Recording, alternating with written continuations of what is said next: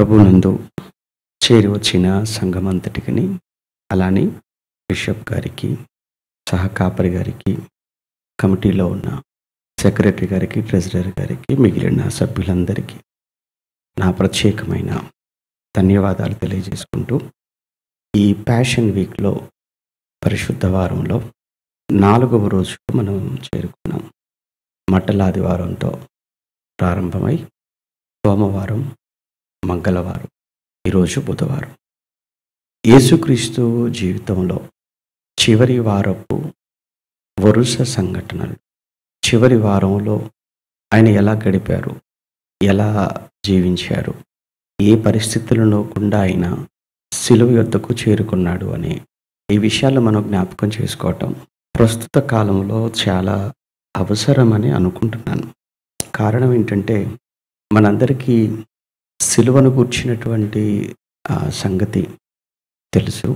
అందరూ దీని గురించే మాట్లాడుకుంటారు. కానీ దానికి ముందు కూడా ఆయన ఎంత మానసికమైన సంఘర్షణకు లోనయ్యారో, ఎంత వేదన ఆయన అనుభవించాడో, వీటి మీద కాస్త అవగాహన మనకు ఉంటే ఇంకా మన ఆత్మీయ జీవితం, మన ఆధ్యాత్మిక జీవితం ఇంకా బాగుంటుంది అనేది ఇది వాక్యాన్ని బట్టి ఒక సేవకుడిగా నేను చెప్పే ఒక ముఖ్యమైన విషయం ఇది.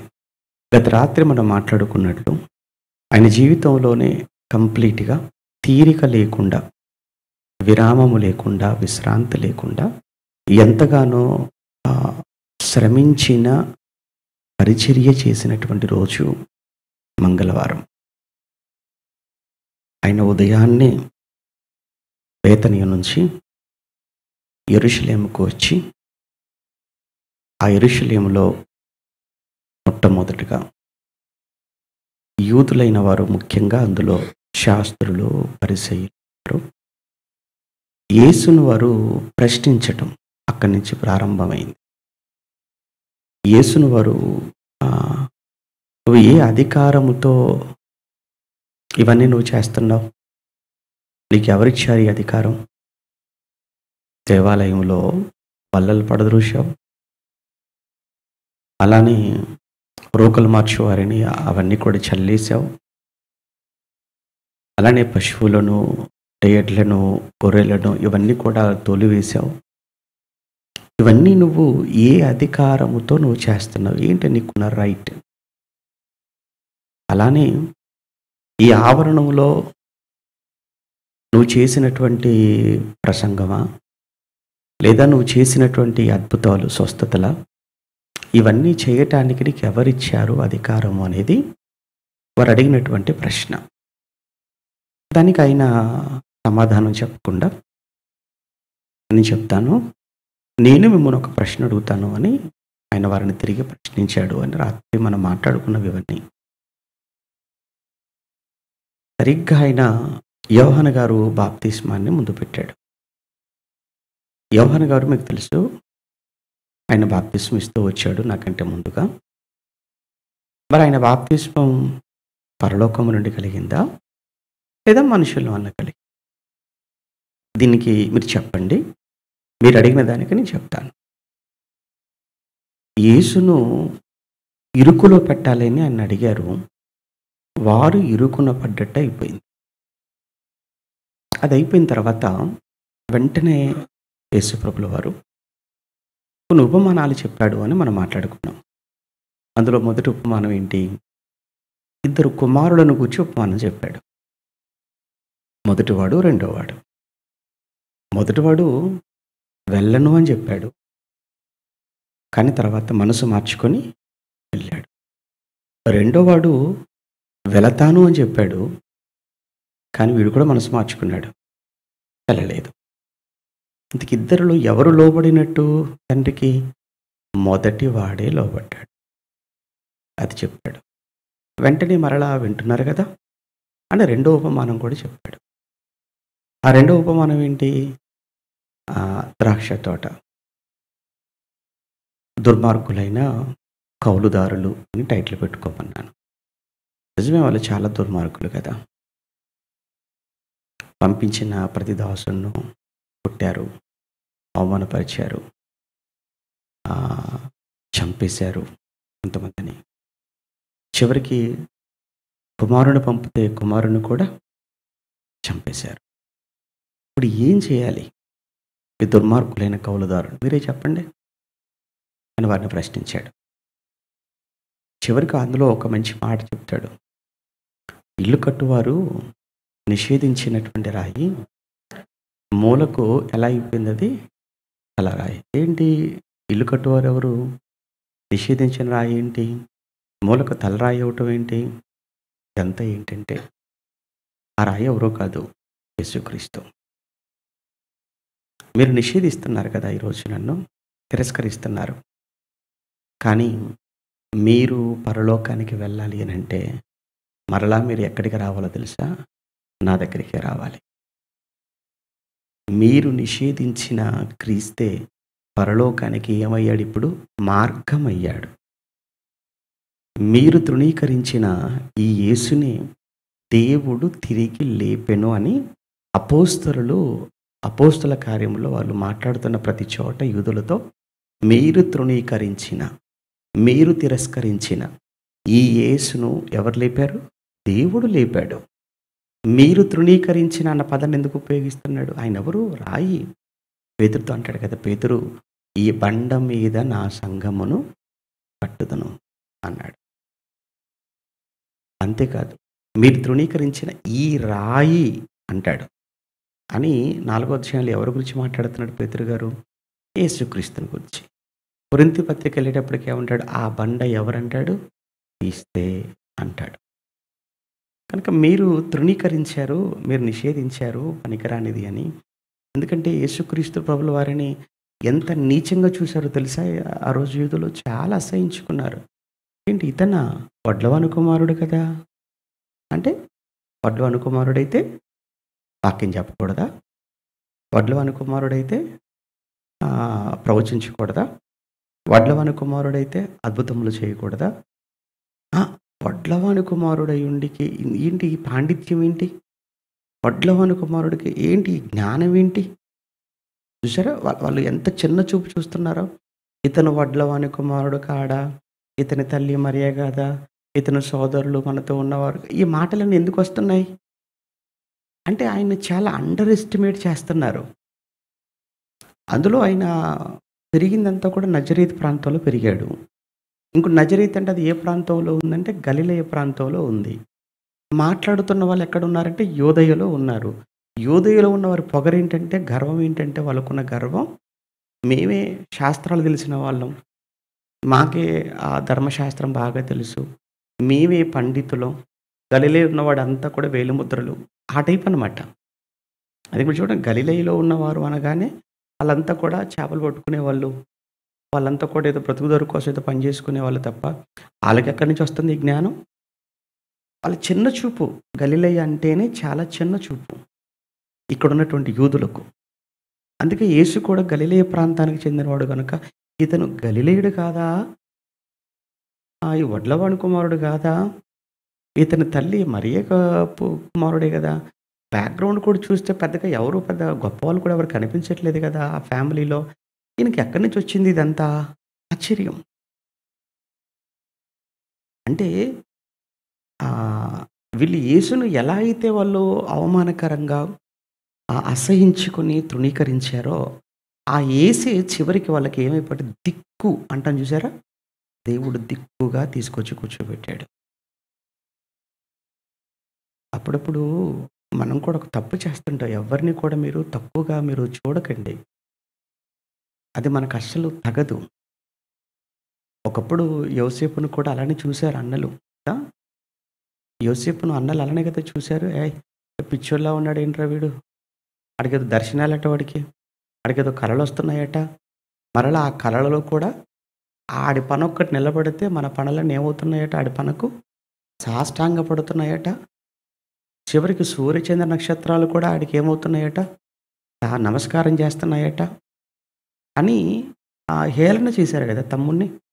చాలా తమ్ముణ్ణే అవమానపరిచారండి వాళ్ళు. తమ్ముణ్ణే అంటే ఒకే బ్లడ్, ఒకే కుటుంబం. అంటే ఒక్కడే తండ్రి కడుపున పుట్టిన పిల్లల్లోనే ఇంత అసూయ ద్వేషాలు ఉన్నప్పుడు వేరు వేరు కుటుంబాల నుంచి వచ్చినటువంటి సంఘంలో ఉన్నవారి మధ్య ఉండవా? ఉంటాయి. కానీ ఉండొచ్చా? ఉండకూడదు. అది యాకోబు కుటుంబం. కానీ సంఘం అంటే ఇది దేవుని కుటుంబం. చాలా గొప్పది దేవుని కుటుంబం అంటే. ఓకేనా? చివరికొచ్చేసరికి ఏం జరిగిందో మీకు తెలియందేం గాదక్కడ. ఎవరెవరైతే ఒకరోజు అన్నల కోసం అన్నం పట్టుకొని ఎళ్తున్నాడండి. ఎవరు? యోసేపు తండ్రి పిలిచి, యాకోబు నాయనా నీ అన్నలు ఎక్కడికో గొర్రెలు కాయటానికి ఎళ్లారు కదా! వాళ్ళు ఎక్కడున్నారో ఏంటో చూసి, వాళ్ళ యోగక్షేమాలు తెలుసుకొని, వాళ్ళకి నువ్వు తీసుకెళ్ళిన రొట్టెలిచ్చి, నువ్వు వచ్చేసేయి అనంటే, తండ్రి మాట కాదనకుండా అన్నల మీద ఉన్న ప్రేమతో తండ్రి ఇచ్చినటువంటి ఆ భోజనం పట్టుకొని బయలుదేరుతున్నాడు. దూరం నుంచి యోసేపుని చూచి ఎంత అవమానకరంగా మాట్లాడుతున్నారో తెలుసా అండి? అంటే ఏంటంటే ఒక రకంగా ర్యాగింగ్ సెటైర్‌లేస్తున్నారు ఎవరి మీద? ఆ! అన్నలే ఎవరో కాదు, బయట వాళ్ళు కాదు. సొంత అన్నలు యోసేపు మీద సెటైరికల్‌గా మాట్లాడుకుంటున్నారు. "ఒరేయ్! వస్తున్నాడు చూసావా ఆ కళ్ళగనేవాడు." కానీ యోసేపు అవన్నీ భరించాడు, ఓర్చుకున్నాడు, సహించాడు. చివరికి వెళ్ళేటప్పటికి ఎవరెవరు అవమానపరిచారో, ఎవరెవరు అసహించుకున్నారో వాళ్ళందరిని ఒకరోజు తీసుకెళ్ళి యోసేపు కాళ్ళ మీద పడేశాడు. జరిగిందా లేదా చరిత్రలో? అవమానించబడిన వాడు రాజై కూర్చున్నాడు. అవమానించిన వాళ్ళకు ఆకలికి తినడానికి తిండి లేకుండా పోయింది. ఎవరినైతే అవమానపరిచారో అతని దగ్గరికి మరల వెళ్ళాల్సొచ్చేసింది.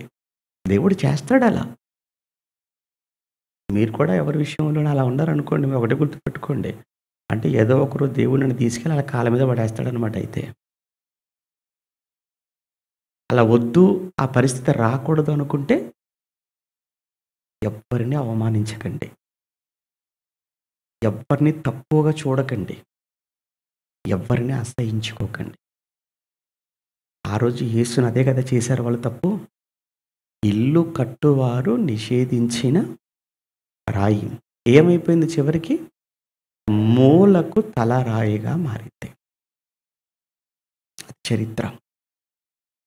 ఇప్పటికే మనం ప్రాక్టికల్‌గా చూస్తున్న ప్రపంచంలో యూదుడైనా, అన్యుడైనా, ఎవ్వరైనా పరలోకం వెళ్ళాలంటే ఎవరిని ఒప్పుకోవాలి?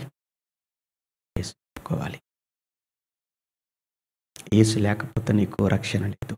యేసు లేకపోతే నీకు పరలోకం లేదు. ఆయనే మధ్యవర్తి. అది ఎన్నో ఉపమానం అది?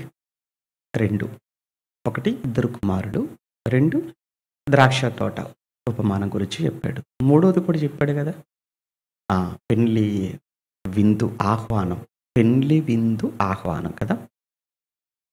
ఎవరికైతే ముందు ఆహ్వానం వెళ్ళిందో వాళ్ళొచ్చారా? రాలే. రాకపోగా ఆహ్వానం తీసుకెళ్ళిన వాళ్ళను ఏం చేశారు? తీసుకొని వెళ్ళిపోయిన వాళ్ళని అవమానపరిచారు. పిలిచిన వాళ్ళను అవమానపరిచారంటే దాని అర్థం ఏంటంటే, ఇండైరెక్ట్‌గా ఎవరిని కూడా అవమానపరిచినట్టు? యజమానిని కూడా అవమానపరిచినట్లే కదా! చివరికి మీరు అవమానపరిచి, మీరు తృణీకరిస్తే ఏంటి? ఇంకా బోలెడంత మందున్నారు బయట.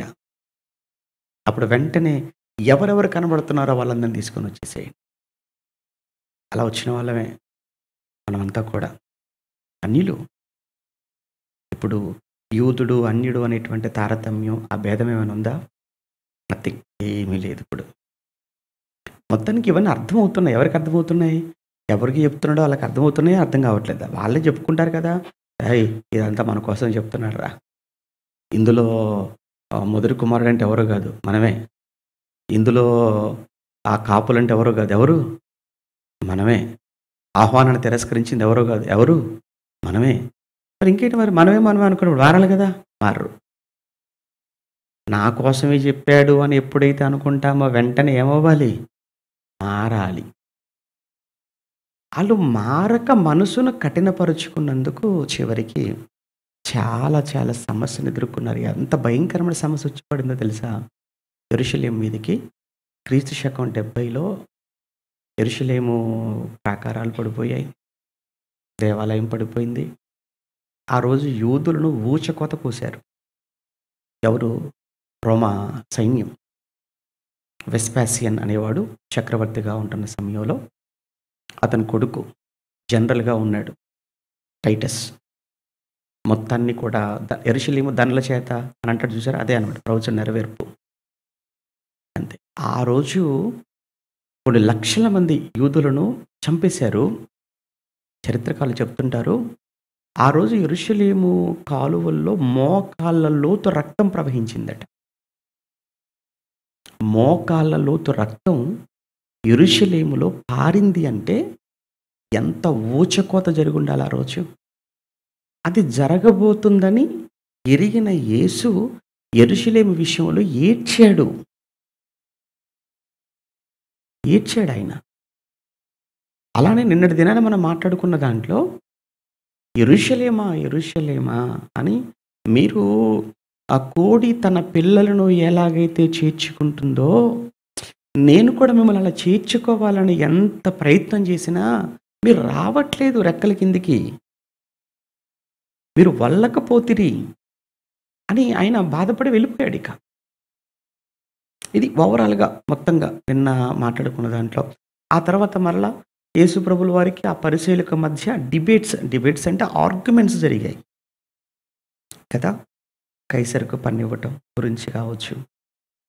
ఆ తర్వాత వాళ్ళు మరలా ధర్మశాస్త్రాన్ని గురించి ప్రశ్న అడగటం గానీ, వాళ్ళు ఆ ప్రశ్నలు అడగటంలో వాళ్ళకున్న ఇంటెన్షన్ ఏంటంటే తెలుసుకుందామని కాదు, తెలియక కూడా గాదు కదా! వాళ్ళు ప్రశ్నించటంలో వాళ్ళ ఉద్దేశ్యం ఏంటంటే ఆహ్, యేసును ఎలానైనా చిక్కుల్లో పెట్టాలి. ఆయనను పట్టుకోవాలి. ఆయన నోట నుంచి తప్పుగా ఒక్క మాటొస్తే దానికి ప్రజలందరి ముందు ఆయన్ను అవమానపరిచేసి ఆయనను ఒక నేరస్తుడిగా, ఒక దేశద్రోహిగా ప్రజలందరి ముందు చూపించి అక్కడికక్కడ కొట్టి చంపటమా, రోమ ప్రభుత్వానికి అప్పగించటమా. జాగ్రత్తగా ఉండండి. కొంతమంది ఏం చేస్తుంటారంటేనండి మనల్ని రెచ్చగొడుతుంటారు. మనల్ని వాళ్ళు రెచ్చగొడుతుంటారు. ఎట్టి పరిస్థితుల్లో వాళ్ళ ట్రాప్‌లో మనం పడకూడదు. ఈరోజు సోషల్ మీడియాలో బైబిల్ గురించి, యేసుప్రభు గురించి, అలానే క్రిస్టియానిటీ గురించి, లేదంటే కొంతమంది సేవకుల గురించి చాలామంది మాట్లాడుతుంటారు. వాళ్ళ ఉద్దేశ్యం ఏంటంటే, మనం ఎవరమైనా గానీ వాటికి స్పందించి ఎక్కడైనా మనం కఠినంగా మాట్లాడినప్పుడు, అందులో ఏవో కొన్ని మాటలు బయటికి కట్ చేసి, వాటిని బూచిగా ఇతరులకు దాన్ని చూపించి, చూసావా క్రైస్తవ సేవకులంటే ఎలా ఉంటారో, ఇగో ఇది వాళ్ళ భాష, ఇది వాళ్ళ బైబిల్ వాళ్ళకి నేర్పింది, ఇది వాళ్ళ దేవుడిని నమ్ముకున్న వాళ్ళు ఇలా మారిపోతారు. వాళ్ళ ప్రయత్నం ఏంటంటే, వాళ్ళ ఉద్దేశ్యం ఏంటంటే, నిన్ను ఎలానైనా రెచ్చగొట్టి, నీ నోట ఏదైనా ఒక తప్పుడు మాట ఆవేశంలో పలికితే, ఆవేశంలో పలికిన ఒక్క మాటని చూపించి, నిన్ను ప్రభుత్వానికి లేదా చట్టానికి అప్పచెప్పాలన్నది కుయుక్తి. ఇదేంటంటే కొత్తగా ఇప్పుడు మన మీద జరిగేదేం గాదు. ఒకప్పుడు ఎవరి మీద జరిగింది ప్రయోగం? యేసు మీద జరిగింది. కానీ ఆయన రెచ్చిపోయాడా? ఆళ్ళెందుకు అడుగుతున్నారో ఆయనకు తెలుసు గనుక, ఎక్కడ కూడా వాళ్ళకి మాటల్లో ఎక్కడ కూడా దొరకలేదండి. ఎంత జాగ్రత్తగా మాట్లాడాడు ఆయన ప్రభు.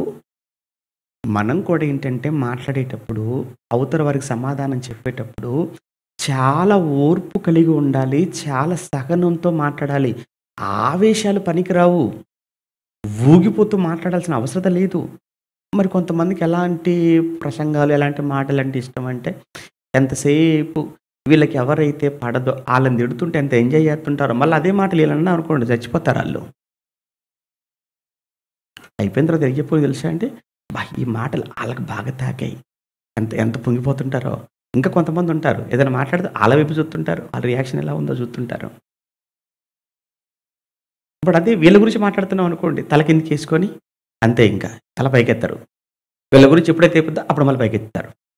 ఇయన్నీ అనుభవాలు. అన్ని చోట్ల ఉన్నవే. కొత్తగా ఏం కావివి. కనుక ఎట్టి పరిస్థితుల్లో కూడా ఏంటంటే, మనం రెచ్చగొడుతున్నారు కదా అని చేయకూడదు. యేసుప్రభుల వారిని సాతానుగాడు శోధించడానికి వచ్చి 40 రోజుల తర్వాత తెలుసు కదా! యేసుప్రభును 40 రోజులు ఆయన ఉపవాసం ఉన్న తర్వాత సాతాను వచ్చాడు కదా ప్రభు దగ్గరకు. ఆడెలా రెచ్చగొడతాడంటే, నువ్వు నిజంగా దేవుని కుమారుడివేనా? నువ్వు దేవుని కుమారుడివైతే దూకు కిందికి అన్నాడా? అనలేదా వాడు? నీవు దేవుని కుమారుడివైతే కిందికి దూకు అనగానే, ఏంటేంటి నేను దేవుని కుమారుడిని కాదా ఇప్పుడు? అంటే ఇప్పుడు నేను దేవుని కుమారుడినో కాదో నీకు తెలియాలని ఇప్పుడు దూకాలా? దూకుతున్నాను లెక్కపెట్టుకో 1, 2, 3 దూకేసాడా పైనుంచి? మరి నువ్వు దేవుని కుమారుడివైతే కిందికి దూకు అన్నప్పుడు దూకితే అయిపోయేది కదా! అరేయ్! నువ్వు మగాడివైతే తాగురా అంటారు. చూసారా? అంటే ఇప్పుడు వీడికి చాలా ఆవేశం వచ్చేస్తుంటది. ఎంత మాట అంటాడా? ఇప్పుడు నేను తాగకపోతే నేను ఇప్పుడు మగాడిని కాదు వాడి దృష్టిలో. అందుకే తీసుకురారా అంటాడు అంతే ఇక. తాగుతాడు. ఆ తర్వాత ఏమైపోతాడు? పడిపోతాడు. ఆ తర్వాత హాస్పిటల్‌లో ఉంటాడు. అవసరమైతే వస్తాడు, లేకపోతే అటు నుంచి అటే మాస్టర్‌కి వెళ్ళిపోతాడు. అయిపోయింది జీవితం. ఆడేంటంటే వాడి చేతికి మట్టంటకుండా ఆడు నిన్ను నువ్వుగా చంపుకునేటట్టుగా, నీకు నువ్వుగా కీడు చేసుకునేటట్టుగా ఆడు నిన్ను ట్రాప్‌లో పడేస్తాడు. సాతానుగాడు ఒక ఉరులు ఇవన్నీ. వాడి తంత్రాలు అంటాడు తెలుసా అండి? సాతాను తంత్రములను మనం ఎరుగని వారము కాము. మీరు చాలా జాగ్రత్తగా క్రైస్తవ జీవితం అంటే ఇదొక సవాలుతో కూడుకుంది. మీరు అనుకున్నంత ఈజీ కాదు. మరి మీకు ఏం తెలుసో నాకైతే తెలీదు కానీ, క్రైస్తవ జీవితం అంటే ఒక కత్తి మీద సాము లాంటిది క్రైస్తవ జీవితం అంటే. బైబిల్ పట్టుకున్న ప్రతి ఒక్కడు క్రైస్తవుడు కాలేడు. ప్రార్థన చేసినంత మాత్రం క్రైస్తవులు కాలేరు. క్రిస్టియానిటీ అంటే ఈజ్ ఏ ప్రాక్టీస్. అర్థమైందా? క్రిస్టియానిటీ అంటే ప్రాక్టీస్ అన్నమాట. అంటే క్రైస్తవ్యం అనేది ఒక పాటించదగింది. ఎవరైతే పాటిస్తారో వాళ్ళు క్రైస్తవులు అవుతారు. ప్రకటించే వాళ్ళంతా క్రైస్తవులు గారండి. మరలా ఏదో నేనేదో గొప్పగా నిలబడి ఏదో 4 మాటలు చెప్పినంత మాత్రాన గొప్ప క్రైస్తవుని కాలేను. నేను ఎప్పుడు గొప్ప క్రైస్తవుని అవుతానంటే, నేను ఏది చెప్పానో అది ఖచ్చితంగా నేను నా జీవితంలో ఆచరణలో పెట్టినప్పుడు మాత్రమే నేను క్రైస్తవుని అవుతాను. నేను ప్రాక్టీస్‌లో లేకుండగా ఎంత ప్రకటిస్తే ప్రయోజనం ఏముంది? అటువంటప్పుడు మీరు ఎంత ఆరాధనకొస్తే ఏంటి? ఎంతగా ఇస్తే ఏంటి? ఎంత చదివితే ఏంటి? ఎంత చెబితే ఏంటి? ఎంతగా చదువుకుంటే ఏంటి? ప్రాక్టీస్ ఏది? Christianity is not a proclaim. It's a practice. కేవలం ప్రకటించటమే కాదు, పాటించటము క్రిస్టియానిటీ. అది ఎప్పుడు మనం మర్చిపోకూడదు. ఇక్కడ మనం మాట్లాడుతున్నప్పుడు యేసును చాలా ఇబ్బంది పెట్టాలనుకున్నారు నిన్న మనం మాట్లాడుకున్న దాంట్లో. ఏ విషయాలు? ఒకటి కైసరు గురించి చెప్పారు. తర్వాత ధర్మశాస్త్రాన్ని గురించి ఆజ్ఞ ఏదన్నారు. ఈలోపు మరికొంతమంది వచ్చారు. సద్దుకయ్యులు వచ్చారు కదా! సద్దుకయ్యులు. విషయం ఏంటంటే సద్దుకయ్యుల నోరు మూయించాడు కదా యేసుప్రభుల వారు. అది మనం మాట్లాడుకున్నాం. ఎప్పుడైతే సద్దుకయ్యుల నోరు మూయించాడని పరిసయ్యులకు తెలిసిందో, పరిసయ్యులు పండగ చేసుకున్నారు. కేక్ కట్ చేసుకున్నారు ఆళ్ళు. ఎందుకు పరిసయ్యులు కేక్ కట్ చేసుకున్నారంటే, ఈ పరిసయ్యులకు సద్దుకయ్యులకు పడదండి. మనం కూడా ఇంతకుముందే చెప్పేసాను ఆల్రెడీ. ఇప్పుడు ఒక 2 వర్గాలు ఉంటాయి. ఏదైనా ఒక మాట ఒక వర్గానికి తెలియదనుకోండి, ఈ వర్గం ఏమైపోతుంటారంటే ఆకాశానికి ఎగురుతుంటారు ఇంకా. నెక్స్ట్ ఏంటంటే నెక్స్ట్ తెలిగేది ఈ వర్గానికి అంతే. అప్పుడు వాళ్ళు పండుగ చేసుకుంటారు. లేదంటేనేమో ఎవడైతే చెప్పాడో వీళ్ళిద్దరు కలిసి ఒకటైపోయి చెప్పినోళ్ళు లేపేత్తారు. నెక్స్ట్ అదే జరుగుతది. ఇప్పుడు సద్దుకయ్యుల నోరు మూయించాడంటే ఎందుకు? సద్దుకయ్యుల డాక్ట్రిన్ వేరు, పరిసయ్యుల డాక్ట్రిన్ వేరు కదా! పరిసయ్యులు వచ్చేసేమో పునరుత్థానం ఉందని నమ్ముతారు. పరిసయ్యులు వచ్చేసి దేవదూతలను నమ్ముతారు. కానీ వీళ్ళొచ్చేసి ఏంటంటే ఆత్మలను నమ్ముతారు. వీళ్ళేమో ఆత్మలను నమ్మరు, పునరుత్థానం నమ్మరు, దేవదూతలను నమ్మరు. ఎవరు? సద్దుకయ్యులు. ఇప్పుడు ఆయన పునరుత్థానం విషయంలో వాళ్ళు నోరు మూయించేసరికి హమ్మయ్య! మన వాదన గెలిపించాడురా ప్రభు. ఆళ్ళ నోరు మూయించాడు. అప్పుడు నెక్స్ట్ ప్రభు వాళ్ళని ఒక ప్రశ్న అడిగాడు. ఆళ్ళు సైలెంట్ అయిపోయారు. ఎవరు? పరిసయ్యులు. అప్పుడు అర్థమైపోయింది ఏంటంటే, ఈ ఆళ్ళ నోరు మూయిస్తే మూయించాడు కన్నా మన నోరు కూడా మూయిస్తున్నాడుగా అనుకొని, ఇప్పుడు ఈ పరిసయ్యులు, ఈ సద్దుకయ్యులు ఇద్దరు ఒక్కటైపోయి ఇప్పుడు యేసు ప్రభుల వారికి వ్యతిరేకంగా లేచారు. ఏదో అంటారు చూసారా? శత్రువు ఏమైపోతాడట? మిత్రుడైపోతాడట. అప్పటి వరకు ఇద్దరు శత్రువులే. కానీ యేసు విషయం దగ్గరికి వచ్చేసరికి ఏమైపోయారు? మిత్రులైపోయారు. ఇప్పుడు ఒక్క మాటలో చెప్పాలంటే అన్ని మేజర్‌గా ఉన్న పార్టీస్ అన్నీ కూడా యేసు ప్రభువుల వారికి ఏమైపోయాయి? యాంటీ అయిపోయాయి. ఇక ఆ తర్వాత ప్రభువు మళ్ళీ కొన్ని ఉపమానాలు చెప్తాడని మీకు చెప్పాను కదా చివరిలో. అదే బుద్ధిగల కన్యకల గురించి మాట్లాడతాడు. తర్వాత దేవాలయం గురించి మాట్లాడతాడు ముందు. తర్వాత బుద్ధిగల కన్యకల గురించి మాట్లాడతాడు. తర్వాత ఇంకా, ఇంకా బుద్ధిగల కన్యకల తర్వాత తలాంతుల గురించి మాట్లాడతాడు. తర్వాత గొర్రెలు, మేకల గురించి మాట్లాడతాడు. అయితే ఇక్కడ అంతటితో మంగళవారం అయిపోయింది. అయితే ఈ మంగళవారం సాయంకాలము 6 గంటల లోపే 6 గంటల లోపే ఆయన బేతనీకెళ్ళిపోయాడు. మంగళవారమే. మంగళవారం 6 గంటల లోపే. ఎందుకంటే వాళ్ళకు 6 తర్వాత మళ్ళీ నెక్స్ట్ డే స్టార్ట్ అవుతుందని మనం చెప్పుకున్నాం గదా! అంటే బుధవారము 6 తర్వాత స్టార్ట్ అవుతుంది. 6 గంటల లోపే మేబీ ఆయన బేతనీయకు వెళ్ళినట్లుగా. అక్కడికి వెళ్ళగానే బేతనీయలో కుష్ఠరోగి అయిన సీమోను ఇంటికొచ్చాడు. కుష్ఠరోగి అయిన సీమోను ఇంటికి యేసు రావడంతోనే అక్కడ యేసుకు అభిషేకం చేయటం అత్తరుతో ఒక స్త్రీ యేసు ప్రభుల వారిని అభిషేకించింది అని ఈ విషయాన్ని మత్తయి గారు రాస్తారు, మార్కు గారు రాస్తారు, యోహాను గారు కూడా రాశారు. అయితే ఇక్కడ ఒక చిన్న క్లారిటీ ఏంటంటే లూకా గారు కూడా రాస్తారు. లూకా గారు 7వ అధ్యాయంలో రాస్తారు ఆయన. అంటే లూకా గారు 7వ అధ్యాయంలో రాసిన విషయం ఏదైతే ఉందో అది హోలీ వీక్‌లో జరిగింది కాదు. లూకా గారు 7వ అధ్యాయంలో రాస్తాడు కదా! తెలుసని అనుకుంటున్నాను. అదంతా మనకి ఇప్పుడు అవసరం లేదు. ఎందుకంటే మనకు హోలీ వీక్‌లో జరిగిన విషయాలు కదా కావాలి. అక్కడ ఏమనుంటుందంటే అక్కడ ఒక ఇంకోటేంటంటే అది హోలీ వీక్‌లో జరిగింది కాదని చెప్పటానికి బలమైన ఆధారం ఇంకోటుంది. అది కంప్లీట్‌గా 9వ అధ్యాయం వరకు యేసు ప్రభుల వారిది గలిలయ పరిచర్య. లూకా సువార్తలో మొదటి నుంచి 9వ అధ్యాయం వరకు యేసు ప్రభుల వారు చేసిన పరిచర్య అంతా మీరు చదువుతున్నప్పుడు లూకా సువార్తలో అదంతా గలిలయలో జరిగిన పరిచర్య. అంటే ఇప్పుడు 7వ అధ్యాయంలో అక్కడ ఒక పాపాత్మురాలైన స్త్రీ అని ఉంటుంది 7వ అధ్యాయంలో కదా! ఏ స్త్రీ ఆవిడ పేరు ఏమనుంది ఆవిడ పేరు? పాపాత్మురాలైన ఒక స్త్రీ అని అంటాడు. ఆ పరిసయ్యుని ఇంట్లో అంటాడు మరలా. ఒక పరిసయ్యుని ఇంట్లో అతని పేరు కూడా సీమోను ఉండటం.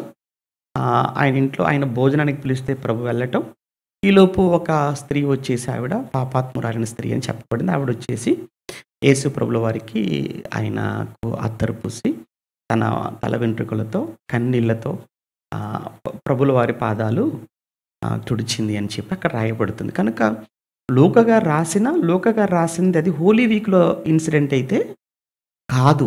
ఎందుకంటే అసలు కంప్లీట్‌గా అది జరిగిందే గలిలయలో జరిగింది. యూదయలో జరిగిన సంఘటన, యెరూషలేముకు దగ్గరగా జరిగిన సంఘటన కాదు. అది ప్రారంభంలో జరిగింది. ప్రారంభంలో. కానీ మత్తయి గారు, మార్కు గారు, యోహాను గారు ఈ ముగ్గురు రాసినటువంటి సంఘటన ఏదైతే ఇది హోలీ వీక్‌లో జరిగినటువంటి సంఘటన.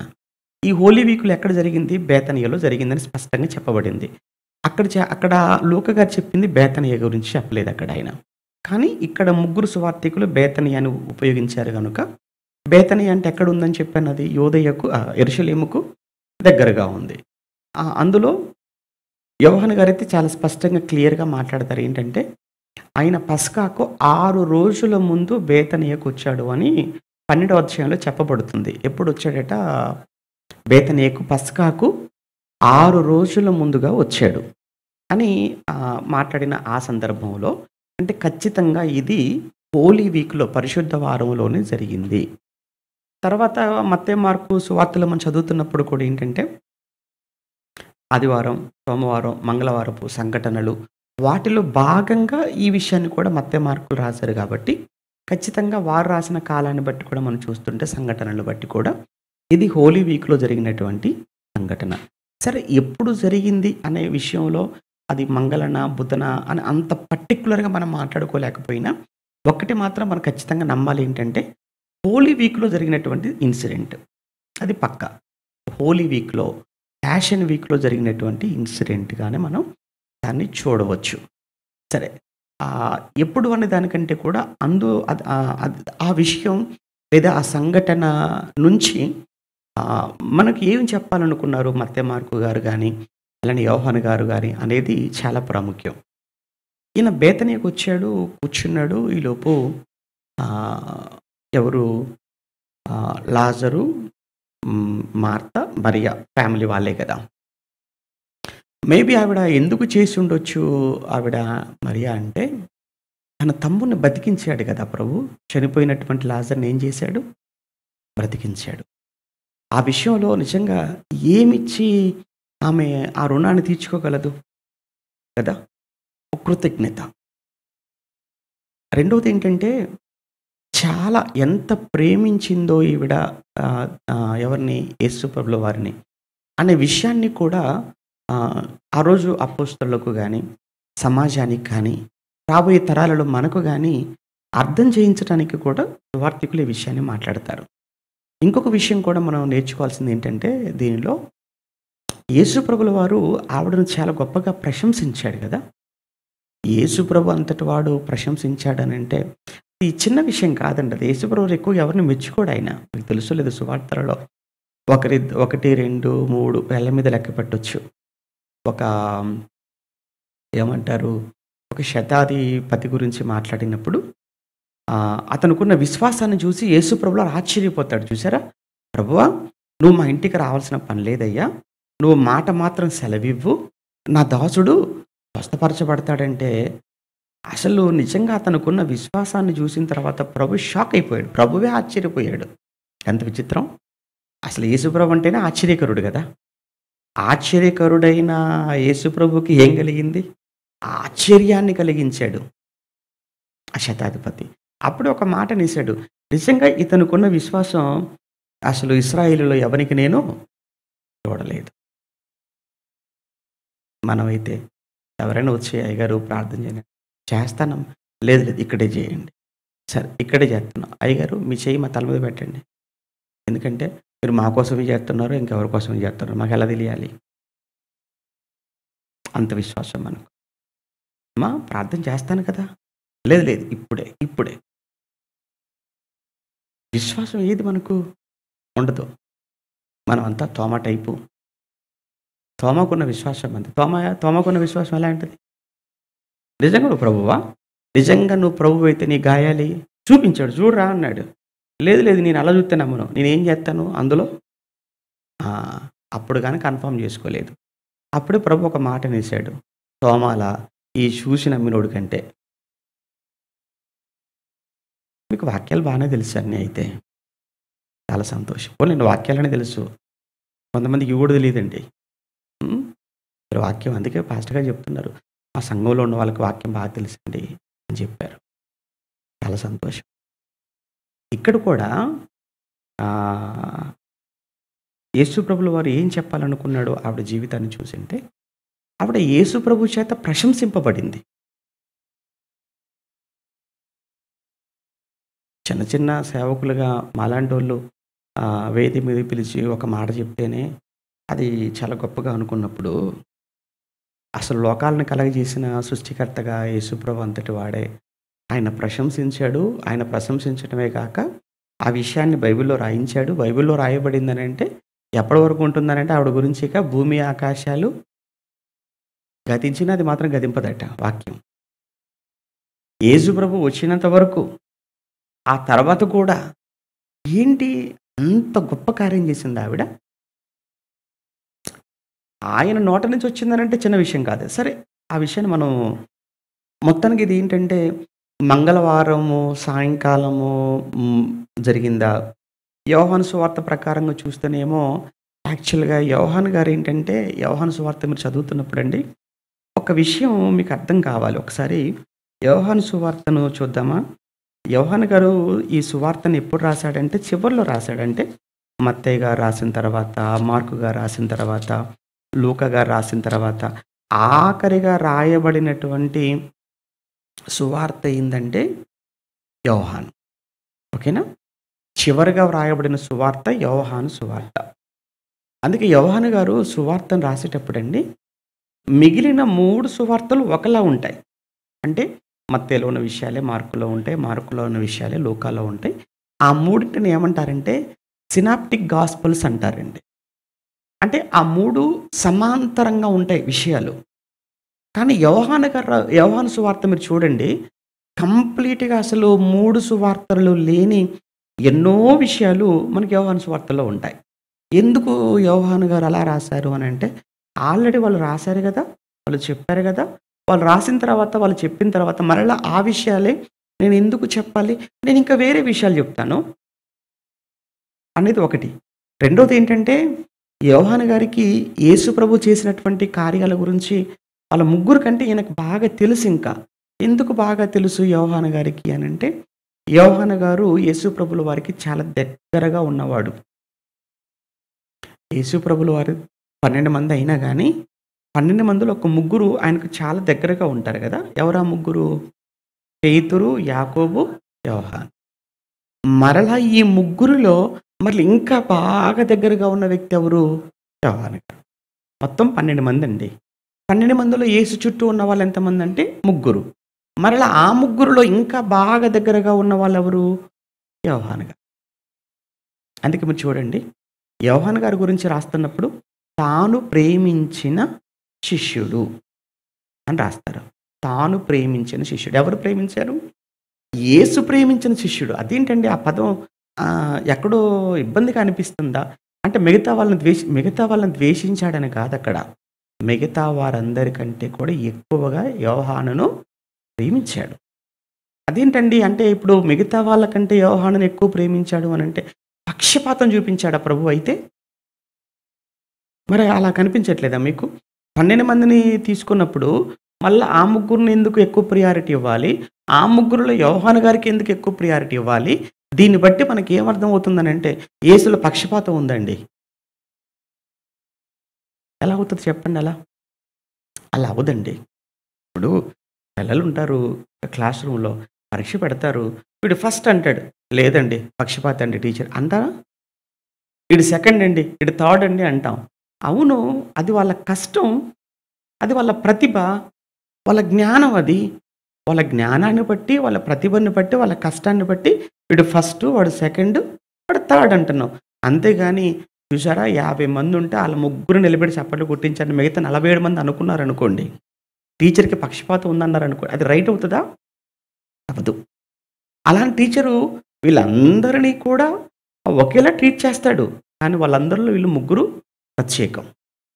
ఇది మీకు అర్థమైతే యేసు ప్రభుల వారు 12 మందిని సమంగానే చూస్తాడు. కానీ ఈ ముగ్గురు మిగతా వారి కంటే వాళ్ళు చాలా ఎక్కువగా ప్రేమించిన వాళ్ళు. ఒకటి. రెండవదొచ్చేసి ఏంటంటే మరలా ఈ ముగ్గురిలో యోహాను ఇంకా బాగా ప్రేమించాడు యేసు ప్రభువును.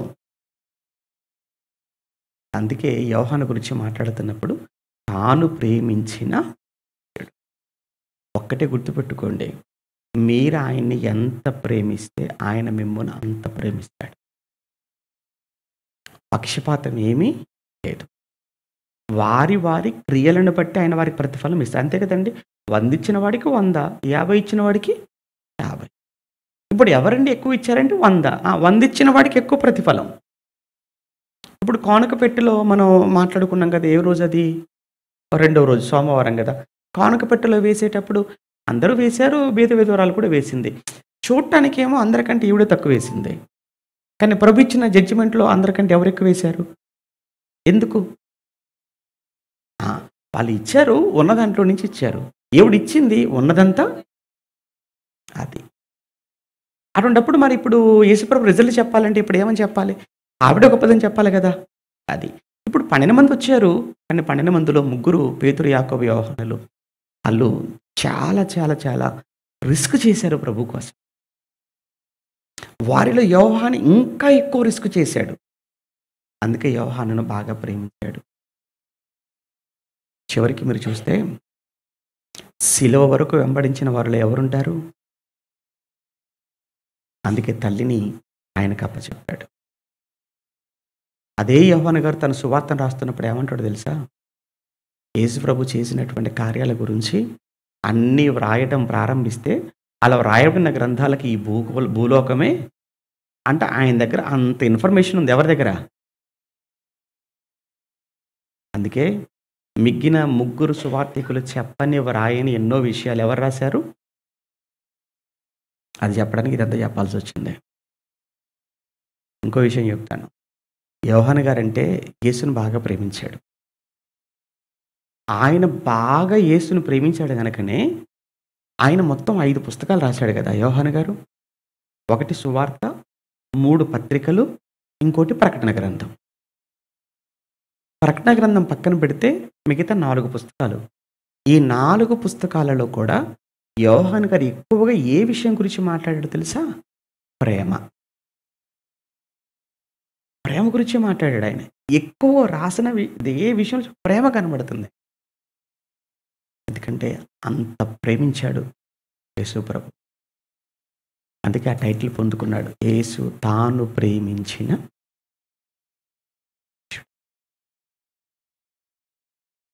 ఎక్కడ ఆగిపోయి ఎక్కడి నుంచి వచ్చాం మనం?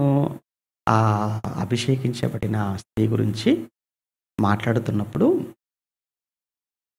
ఆవిడ గురించి యోహాను గారు చాలా క్లియర్‌గా మాట్లాడతారు. అంటే అది మంగళవారమా? లేకపోతే ముందా? అన్న విషయంలో మిగిలిన ముగ్గురు సువార్థికుల కంటే కూడా యోహాను గారు చాలా క్లారిటీ అనేది ఇచ్చినట్లుగా కనబడుతుంది. క్రోనలాజికల్ అంటే ఏంటంటే కాలక్రమం. క్రోనలాజికల్. మొదటి దినవృత్తాంతం ఏమంటారు? ఫస్ట్ క్రానికల్ అంటారు ఇంగ్లీష్‌లో కదా! దినవృత్తాంతములు అంటారు కదా! తెలుగు బైబిల్‌లో. దాన్నేమంటాడు? ఫస్ట్ క్రానికల్, సెకండ్ క్రానికల్ అంటారు. అంటే క్రానికల్ అంటే ఏంటంటే కాలక్రమం. యోహాను గారు ఏంటంటే ఆ క్రానికల్ ఏమంటారు అనంటే ఆ క్రానికల్‌గా ఆయన ఎక్కువగా రాస్తాడనమాట. రాసేటప్పుడు ఫస్ట్ ఇది, సెకండ్ ఇది. అందుకే మీరు యేసు ప్రభు చేసిన సూచక్రియల గురించి మాట్లాడుతున్నప్పుడు మత్తయి, మార్కు, లూకా ఏంటంటే జనరల్‌గా ఆయన చేసిన సూచక్రియల గురించి రాసుకుంటూ వెళ్ళిపోయారు. కానీ యోహాను గారు ఏంటంటే ఇది మొదటి సూచక్రియ అంటాడు. ఏది? కానా అనేటువంటి విందుకు వెళ్ళినప్పుడు అక్కడ నీళ్లను ద్రాక్షారసంగా చేశాడు.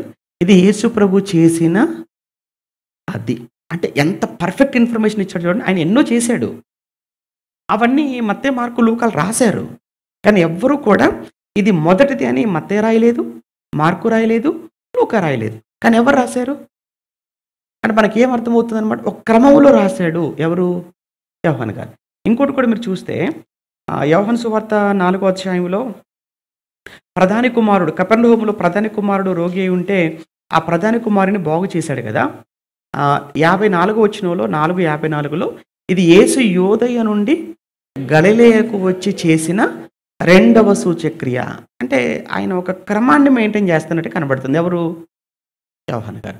మరి మిగిలిన ముగ్గురు ఏంటంటే క్రమం పక్కన పెట్టి మొత్తానికైతే జరిగిందా లేదా విషయం అది. వాళ్ళేంటంటే ఓవరాల్‌గా జరిగిన సంగతులు వాళ్ళు మాట్లాడుతున్నారు. ఇక్కడ యోహాను గారు ఏంటంటే ఒక క్రమంలో మాట్లాడుతున్నట్లుగా మనకు అర్థమవుతుంది. ఆ క్రమంలో చూసినప్పుడు ఈ స్త్రీ అభిషేకించిన విషయం ఉంది చూసారా? అది యోహాను గారు 12వ అధ్యాయంలో మాట్లాడుతున్నప్పుడు కొంచెం ఆర్డర్ వెనక్కెళ్ళినట్టుగా మనకు కనబడుతుంది. అంటే చండీకెళ్ళిపోయినట్టు కనబడుతుంది అక్కడ. అందుకే మనం ఏంటంటే ఈ తర్జన భర్జనలో వద్దు. మొత్తానికైతే జరిగిందా లేదా? జరిగితే అది ఎందుకు జరిగింది? దాని నుంచి మనం ఏం నేర్చుకోవాలి? అన్న విషయాల మీద ఎక్కువగా మనం ఫోకస్ పెట్టుకుంటే బావుంటది కొన్ని కొన్ని విషయాలు మనకు. ఇప్పుడు మనం 12వ అధ్యాయానికి వెళ్దామా? యోహాను సువార్త 12వ అధ్యాయం. మనం ఇంకా బుధవారంలోనికి రాలేదు. మంగళవారం ఎండింగ్ అన్నట్లుగా మిగతా సువార్తికులు మాట్లాడితే దాన్నేమో యోహాను గారు లేదు లేదు ఇంకా కొంచెం ముందన్నారు గనక ఏదైనా గానీ ఈ ఫ్యాషన్ వీక్‌లో జరిగినటువంటి కొన్ని ప్రధానమైన ఇన్సిడెంట్స్‌లో ఇది ఒక ఇన్సిడెంట్. దీన్ని మనం మిస్ చేసుకోకూడదు. ఈ ఫ్యాషన్ వీక్‌లో జరిగినటువంటి సంఘటనలున్నాయి కదా! వాటిలో ఇది కూడా ఒక ప్రధానమైన సంఘటన. అందుకే దీని గురించి మనం మాట్లాడుకుందాం. మంగళవారం సాయంత్రమే జరగనివ్వండి, లేదా ఆదివారమే మొత్తానికైతే ఫ్యాషన్ వీక్‌లో జరిగింది. జరిగింది ఎందుకు జరిగింది? దాని నుంచి మనం ఏం నేర్చుకోవాలి? అది మాత్రం మనం మిస్ అవ్వకూడదు. అందుకే ఈరోజు దాన్ని మాట్లాడుకొని మనం బుధవారంలోకి వెళ్ళిపోదాం. 12వ అధ్యాయం ఇది యోహాను సువార్త 12వ అధ్యాయాన్ని మనం చదువుతున్నప్పుడు కాబట్టి యేసు తాను మృతుల్లో నుండి లేపిన లాజరు ఉన్న బేతనియకు పస్కా పండుగకు అది మన ప్యాషన్ వీక్ పెట్టుకోవడానికి కూడా కారణం ఈ మాటను బేస్ చేసుకునే. అంటే ఆయన 6 రోజుల ముందు వచ్చాడు. ఇది మనం 4గో రోజు కదా! ఇది 4గో రోజు అనుకుంటున్నాం. రేపు 5దో రోజు. ఈ లెక్కన మనం చూసామనుకోండి, అంటే యేసుప్రభు ఎప్పుడు వచ్చినట్లుగా అవుతుంది బేతనీ కంటే శనివారమే వచ్చేసాడు ఆయన. ఓకేనా? ఆయన శనివారం వచ్చేసాడు. అప్పుడే 6 రోజుల ముందుగా అంటాడు. ఎందుకంటే రేపు గురువారం అవుతుంది. రేపు గురువారం సాయంత్రంతో వాళ్ళకి ఏ వారం స్టార్ట్ అవుతది? శుక్రవారం స్టార్ట్ అయిపోద్ది. శుక్రవారం స్టార్ట్ అయిపోయిందంటే వాళ్ళు ఎందులోకెళ్ళిపోతారు ఆళ్ళిక? పస్కా. శుక్రవారమే కదా ఆయన సిలువ వేసేసారు. కనుక ఆయన గురువారం సాయంత్రంతో యేసు ప్రభుల వారు రాత్రికి రాత్రి ఆయన ఏమైపోతాడు ఇంకా భోజనం పస్కా విందు ఏర్పాటు చేసుకుంటారు కదా! ఆ రోజు రాత్రియే కదా! ఇంకా ఆయన అప్పజెప్పబడతాడు. తెల్లవారితే శుక్రవారం కదా! ఆ రోజే కదా ఆయన సిలువలో చనిపోతాడు. అలా అక్కడి నుంచి మనం వెనక్కి వెళ్ళిపోతే, ఆ రోజు వెనక్కి వెళ్ళిపోతే అది శనివారంలాగా శనివారం సాయంత్రానికి వచ్చాడు. వచ్చినా గాని అది ముందొచ్చినట్లుగానే కనపడుతుంది. ఒక గంట ముందొచ్చేసినా గాని. సరే, ఆ విషయం పక్కన పెట్టేస్తే 6 రోజులు ముందుగా వచ్చాడనేది మాత్రం క్లియర్‌గా మనకు కనబడుతుంది. ఓకే. అక్కడ వారు ఆయనకు విందు చేసిరి. మార్త ఉపచారము చేసెను. లాజరు ఆయనతో కూడా భోజనమును కూర్చున్న వారిలో ఒకడు. అప్పుడు మరియ, అప్పుడు మరియ మిక్కిలి విలువ గల అచ్చ జటామాంసి అత్తరు ఒక సేరున్నర ఎత్తు తీసుకొని యేసు పాదములకు పూసి తన తల వెంట్రుకలతో ఆయన పాదములను తుడిచెను. ఇల్లు ఆ అత్తరు వాసనతో నిండెను. ఓకేనా? సరే, తర్వాత ఆయన శిష్యులలో ఒకడు అనగా ఆయనను అప్పగింపనయ్యున్న ఇస్కరియోతు యూద ఈ అత్తరెందుకు 300 దేనారములకు అమ్మి బీదలకియ్యలేదనను. వాడిలాగు చెప్పినది బీదల మీద శ్రద్ధ కలిగి కాదు గాని వాడు దొంగయ్యుండి తన దగ్గర డబ్బు సంచి ఉండినందున అందులో వేయబడినది దొంగిలించుచు వచ్చెను గనుక అలాగూ చెప్పాను. కాబట్టి యేసు నన్ను పాతిపెట్టు దినమునకు ఆమె దీన్ని నుంచుకొని నీయుడి బీదలు ఎల్లప్పుడూ మీతో కూడా ఉందరు కానీ నేను ఎల్లప్పుడూ మీతో కూడా ఉండను అని చెప్పాడు. అంతవరకు ఒక భాగం. దీన్ని మనం మార్కు సువార్తలో ఎక్కడ 14వ అధ్యాయం ఇదే విషయాన్ని మనం మార్కు సువార్త 14వ అధ్యాయాన్ని చదువుతున్నప్పుడు మార్కు సువార్త 14వ అధ్యాయం ఇక్కడ ప్రారంభం చదువుతున్నప్పుడు ఎలా ఉందంటే 2 దినములైన పిమ్మట అంటే ఆయన పస్కాకు ముందు 2 రోజుల ముందు అంటే ఈ బుధవారం జరిగినట్టుగా మార్కు గారు రాస్తున్నారు ఈ విషయాన్ని. అందుకే మీకు కొంచెం డిఫరెన్స్ ఉంటుందన్న విషయాన్ని మీకు చెప్తున్నాను. అందుకే సరే, 3వ వచనంలో మనం చదువుతున్నాం అనుకోండి. 3వ వచనంలో అప్పుడు ఆయన బేతనియలో కుష్ఠరోగి అయిన సీమోను ఇంట భోజనమునకు కూర్చుండి ఉన్నప్పుడు ఒక స్త్రీ మిక్కిలి విలువ గల అచ్చ జటామాంస అత్తరబొట్టు తీసుకుని వచ్చింది. అది పగలగొట్టింది, ఆయన తల మీద పోసింది. కొందరు కోపడ్డారు. ఈ అత్తరు ఇలాగ ఎందుకు నష్టపరచాలన్నారు. అది 300 దేనారముల కంటే ఎక్కువగా వెల కదా, అమ్మి బీదలకి ఇవ్వచ్చు కదా అన్నారు. అప్పుడు ప్రభు అన్నాడు, ఏమో జోలికి మీరు వెళ్ళకండి, ఏమని ఎందుకు మీరు తొందర పెడుతున్నారు? బీదలు ఎల్లప్పుడూ మీతో ఉన్నారు, మీకు ఇష్టమైనప్పుడల్లా మీరు మేలు చేయవచ్చు వాళ్ళకు, నేను ఎల్లప్పుడూ మీతో ఉండను కదా. ఈమె తన శక్తి కొలత చేసింది ఈవిడ. కనుక ఆ శక్తి కొలత చేసి ఏమన్నాడు, నా భూస్థాపన నిమిత్తము నా శరీరమును ముందుగా అభిషేకించింది. సర్వలోకములో ఎక్కడ ఈ సువార్త ప్రకటింపబడునో అక్కడ ఈమె చేసింది జ్ఞాపకార్థంగా ప్రకటింపబడునని మీతో నిశ్చయముగా చెప్పుచున్నాను అన్నాడు. ఈ విషయాన్ని ఇక్కడ యోహాను గారు ప్రస్తావించినట్టుగా మనకు అనిపించింది కదా. ఆమెను ప్రశంసించడం అనేది ఇక్కడ యోహాను గారు చెప్పలేదు. ఒకసారి మత్తయికి వెళ్ళామనుకోండి, మత్తయి సువార్త ఇదే విషయాన్ని మత్తయి గారు మత్తయి సువార్తలో 26వ అధ్యాయంలో మత్తయి సువార్త 26 మొదటి నుంచి 5 వచనాలు చదువుతున్నప్పుడు యేసు వద్దులేండి, మొదటి 5 కాదు 6 నుంచి చదువుకుందాం. యేసు బేతనియలో కుష్ఠరోగి అయిన సీమోని ఇంట ఉన్నప్పుడు ఒక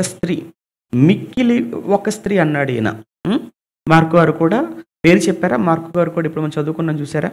మార్కు సువార్తలో ఏమన్నాడు? పేరు చెప్పాడు. అక్కడ పేరు ఆయన ఒక స్త్రీ అనే పదమే ఉపయోగించాడు. అంటే మత్తయి గారు ఒక స్త్రీ అన్నాడు, మార్కు గారు కూడా ఒక స్త్రీ అన్నాడే తప్ప ఆవిడ ఎవరు అన్న విషయాన్ని మాత్రం వీళ్ళిద్దరు రివీల్ చేయలేదు. కానీ ఆవిడ ఎవరు అన్న విషయాన్ని మాత్రం యోహాను గారు మాత్రం రాశారు. ఎవరని రాశాడు? ఆయన మరియా అని రాశాడు. అంటే మనం చదువుతున్నప్పుడు కొంచెం ఇవన్నీ మనం జాగ్రత్తగా చదువుకుంటే బైబిల్ చాలా స్పష్టంగా తేటగా మనకు కనబడుతుంది. ఓకే.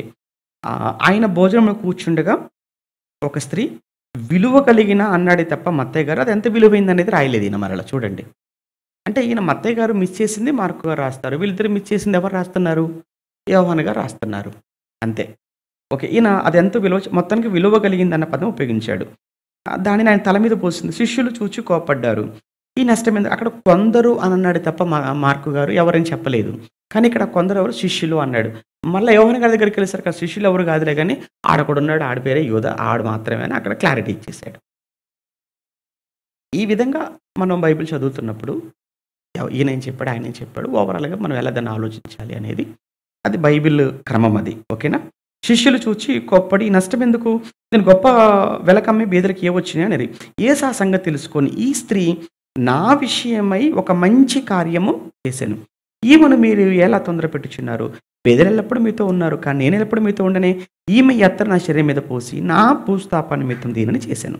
సర్వలోకమందు ఈ సువార్త ఎక్కడ ప్రకటింపబడునో అక్కడ ఈమె చేసినది ఈమె జ్ఞాపకార్థంగా ప్రశంసింపబడునని మీతో నిశ్చయముగా చెప్పుచున్నాను." మొత్తానికి మత్తయి గారు గాని, మార్కు గారు గాని యేసుప్రభుల వారు ఆమెను ప్రశంసించాడన్న విషయాన్ని రాశారు. యోహాను గారు మాత్రం ప్రశంస ఆ విషయాన్ని మాత్రమే స్కిప్ చేసేసాడు. సరే, ఓవరాల్‌గా ఇక్కడ మనకేమర్థమవుతుందనంటే ఈ 3 చోట్ల రాయబడిన సందర్భంలో ఆవిడెవరో మనకు అర్థమైపోయింది, మరియ. ఆ మరియ ఎందుకు చేసి ఉండవచ్చు, అక్కడ రాయబడలేదు, ఎందుకు చేసి ఉండవచ్చు అన్న విషయాన్ని మనం ఆలోచిస్తున్నప్పుడు ఆయన బాగా ప్రేమించింది. యాక్చువల్‌గా లాజరు గారిని లేపాడు కనుక ప్రేమించింది అని అనుకోవడం కంటే కూడా యేసుప్రభుల వారు ఎప్పుడు ఆయన యెరూషలేముకొచ్చినా వారి ఇంటికి ఆయన వెళుతుండేవాడు. అక్కడ ఆయన స్టే చేస్తూ ఉండేవాడు అని మనం మాట్లాడుకున్నాము. ఆ క్రమంలో ఆయనకు మంచి వసతి ఇచ్చే విషయంలో గానీ, ఆయనకు మంచి భోజనం పెట్టే విషయంలో కానీ, ఆ ఫ్యామిలీ చాలా అంటే చాలా ఆసక్తిగా ఉన్నట్టు మనకు సువార్తలలో కనబడుతుంది కదా! మనం లూకా సువార్త 10లో చదువుతున్నప్పుడు మార్త ఏమో వంటలో ఉంది, మరియ వచ్చేసేమో ఆయన పాదాల దగ్గర కూర్చొని వింటుంది. అప్పుడు మార్త ఆయనకు ఏం పెట్టాలి అని ఆలోచనలో ఉండిపోయి, వంటగదిలో ఉండిపోయి వంట కార్యక్రమాలను చేసుకుంటూ చాలా అలసిపోయి, చాలా చెమటొచ్చి, చాలా కష్టపడుతూ ఆవిడ పాపం ఎందుకో మరి ఇరిటేషన్‌గా ఫీల్ అయిపోయింది. ప్రభువా, నేను ఈ వంటగదిలో ఒక్కదాన్ని ఇంత కష్టపడుతుంటే ఆవిడ మాత్రం మంచిగా కూర్చొని వాక్యం వింటుంది, ఆమెను కూడా పంపి అన్నదా అనలేదా? అప్పుడు ప్రభు ఏమంటాడు, "ఏం మార్త నీకని పిచ్చి కాని పట్టింది ఏంటి? అసలు నీకు వంట, వాక్యమా ఏది ముఖ్యం? ఈవిడ మంచిదాన్ని ఎంచుకుంది ఎవరు? మరియ మంచిదాన్ని ఎంచుకుంది. ఈవిడని ఎందుకు నువ్వు పాడు చేస్తున్నావు? ఎందుకు నువ్వు డిస్టర్బ్ చేస్తున్నావు? వద్దు. దా నువ్వు కూడా పక్కన పెట్టు. తర్వాత అది. ముందర కూర్చో ఇక్కడ."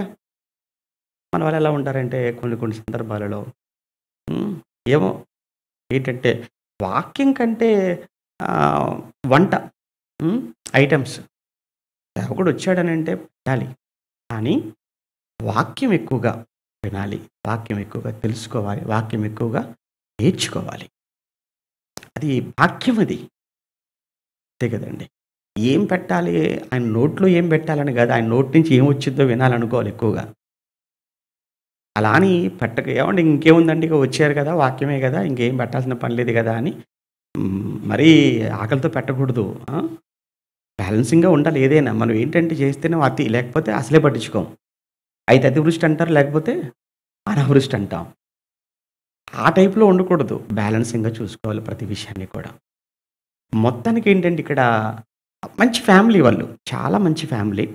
రెండోది ముందు నుంచి ప్రేమిస్తున్నారు. ఈలోపు లాజరు తమ్ముడు చనిపోవటం, ఆ విషయంలో ఇక ఆయన చేసింది వాళ్ళు ఎలా మర్చిపోగలరు చెప్పండి? ఎంత ఏడ్చారండి ఆ రోజు చనిపోయిన రోజు. ప్రభువు బతికించి వాళ్ళకి అప్పచెప్పాడు. ఇప్పుడు ఈవిడ ఆలోచిస్తుంది మరియ. ఎంతంటే ఆ అత్తరు గురించి మాట్లాడుతూ విలువ కలిగింది అని అన్నారు మత్తయ్య గారు కదా! అది ఎంత విలువ అనేది మార్కు గారు చెప్పారు, యోహాను గారు చెప్పారు. ఎంత అంటే 300 దేనారాలు అన్నాడు. 300 దేనారాలని ఎందుకు ఆ లెక్క చెప్పాడు అనంటే సుమారుగా అంటే ఆ రోజుల్లో ఒక మనిషి ఒకరోజు కూలికెళ్ళిపోతే వచ్చేది ఒక దేనారం. ఒక దేనారం అంటే ఇంచుమించు ఒక రూ. 300 దేనాలంటే ఒక రూ. 150 ఆ రోజు. అంటే ఆల్మోస్ట్ ఏంటంటే ఒక సంవత్సర జీతం. అంతే కదా మరి. ఒక సగటు కూలి ఆ రోజు ఒక దేనారం అయితే 300 దేనారాలు ఆమె ఖర్చు పెట్టిందనంటే 300 రోజుల కూలి. అంటే 300 రోజు కూలి అంటే ఒక సంవత్సర కష్టం.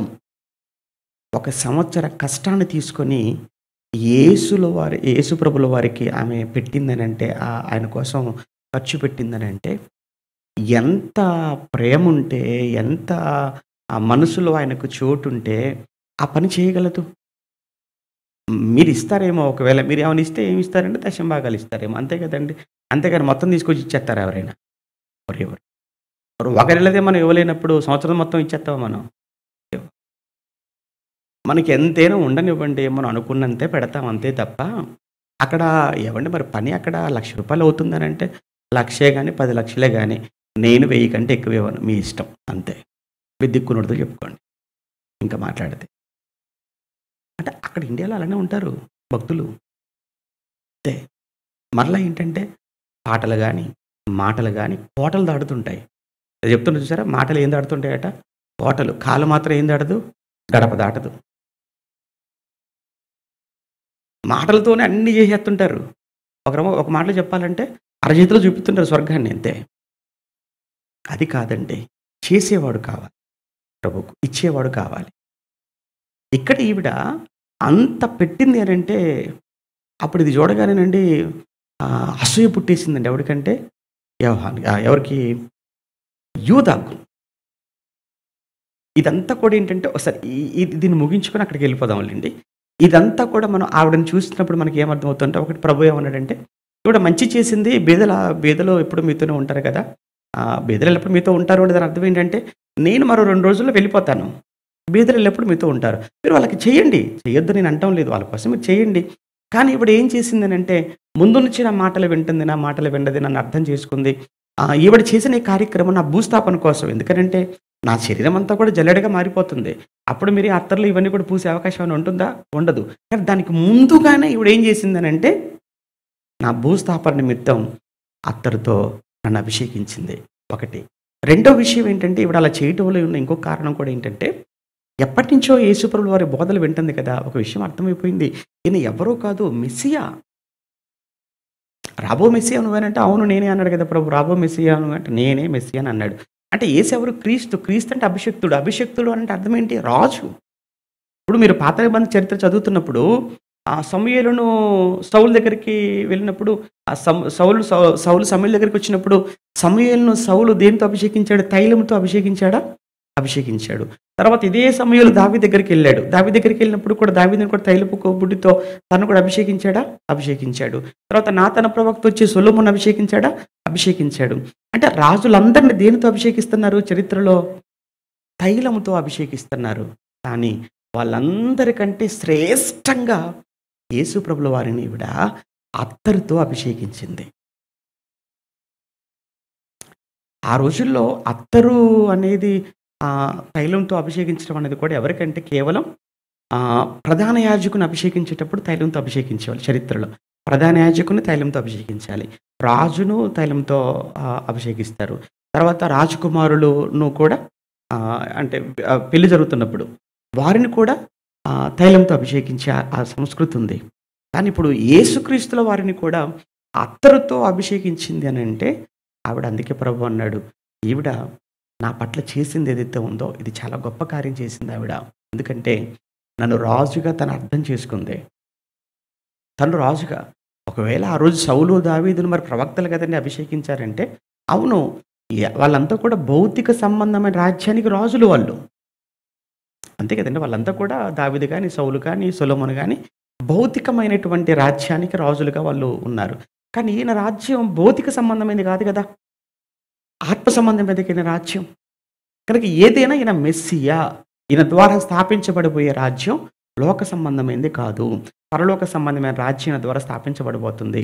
ఈయన రాజులకు రాజు, ప్రభువులకు ప్రభువు అని అర్థం చేసుకుందో ఏమో.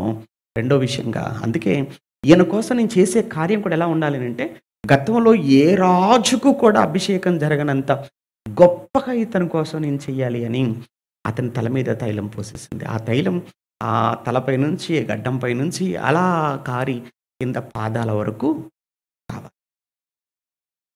యేసును రాజుగానే కాదు, ఇంకొకటి ఆయన ప్రధాన యాజకుడు. యేసు అంటే ఎవరో తెలుసండి? యేసును మనం రాజుగానే కాదు, హెబ్రీ పత్రికను చదువుతున్నప్పుడు హెబ్రీ పత్రికలో యేసుప్రభు మనకు ఎలా కనబడతాడు? ఆయన ఒక యాజకుడు, ప్రధాన యాజకుడు ఆయన. అంటే ఒక రాజుకు అభిషేకం జరుగుతుంది, ఒక యాజకుడికి అభిషేకం జరుగుతుంది. మొత్తంగా యేసు అంటే ఆయన రాజు, ఆయన మనకు యాజకుడు. ఆయన మన పక్షంగా తండ్రికి విజ్ఞాపన చేసేవాడు. అందుకు ఆయనకి ఏం జరగాలి? అభిషేకం జరగాలి. ఎంత సబ్జెక్ట్ తెలిసిందో ఆవిడకు. ఎవరికి? మరియకు. చుట్టూ ఉన్నారు 12 మంది. ఎవరికీ తెలియలేదు. ఎవరికి తెలిస్తే వాళ్ళు చేసేయాలి కదా! ఎవరైనా చేశారా? ఎవరూ చేయలేదు. అప్పుడప్పుడు మన ఇంట్లో ఉన్న వాళ్ళకంటే, మన చుట్టూ ఉన్న వాళ్ళకంటే, బయట వాళ్ళకి మన విలువ తెలుస్తుంటదండి. ఆశ్చర్యపోతుంటాం. సేవకుడు మాకు బాగా తెలుస్తుంటది. మేము స్థానిక సంఘంలో ఉంటామా, పెద్దగా ఎవరు మా కోసం ఎవరో నలుగురు, ఐదుగురు ఉంటారనుకోండి అఫ్‌కోర్స్. కానీ ఎక్కువగా ఆలోచించే వాళ్ళు ఎవరు అనంటే, బయటున్న వాళ్ళు ఎక్కువగా ఆలోచిస్తుంటారు. అన్నా మీకు బట్టలా? లేకపోతే మీకేమైనా అవసరం? వాళ్ళు ఆలోచిస్తుంటారు బయటున్న వాళ్ళు. అదేంటి? నా చుట్టూ ఉంటారు, నన్ను చూస్తూనే ఉంటారు, నా మాటలు వింటూనే ఉంటారు, మళ్ళా వాళ్ళ కోసం ప్రార్థన చేయమంటుంటారు. అసలు ఏం ఆలోచించరేంటి? అనుకుంటాం. కానీ ఎక్కడో ఉన్న వాళ్ళను దేవుడు ప్రేరేపిస్తుంటాడు. నిజమేనండి అది. ఎందుకంటే ఒక మాట చెప్తాను, యేసుప్రభు చెప్పిన మాటే. ప్రవక్త ఎప్పుడు కూడా స్వస్థలములో గనుడుగా ఎంచబడడు.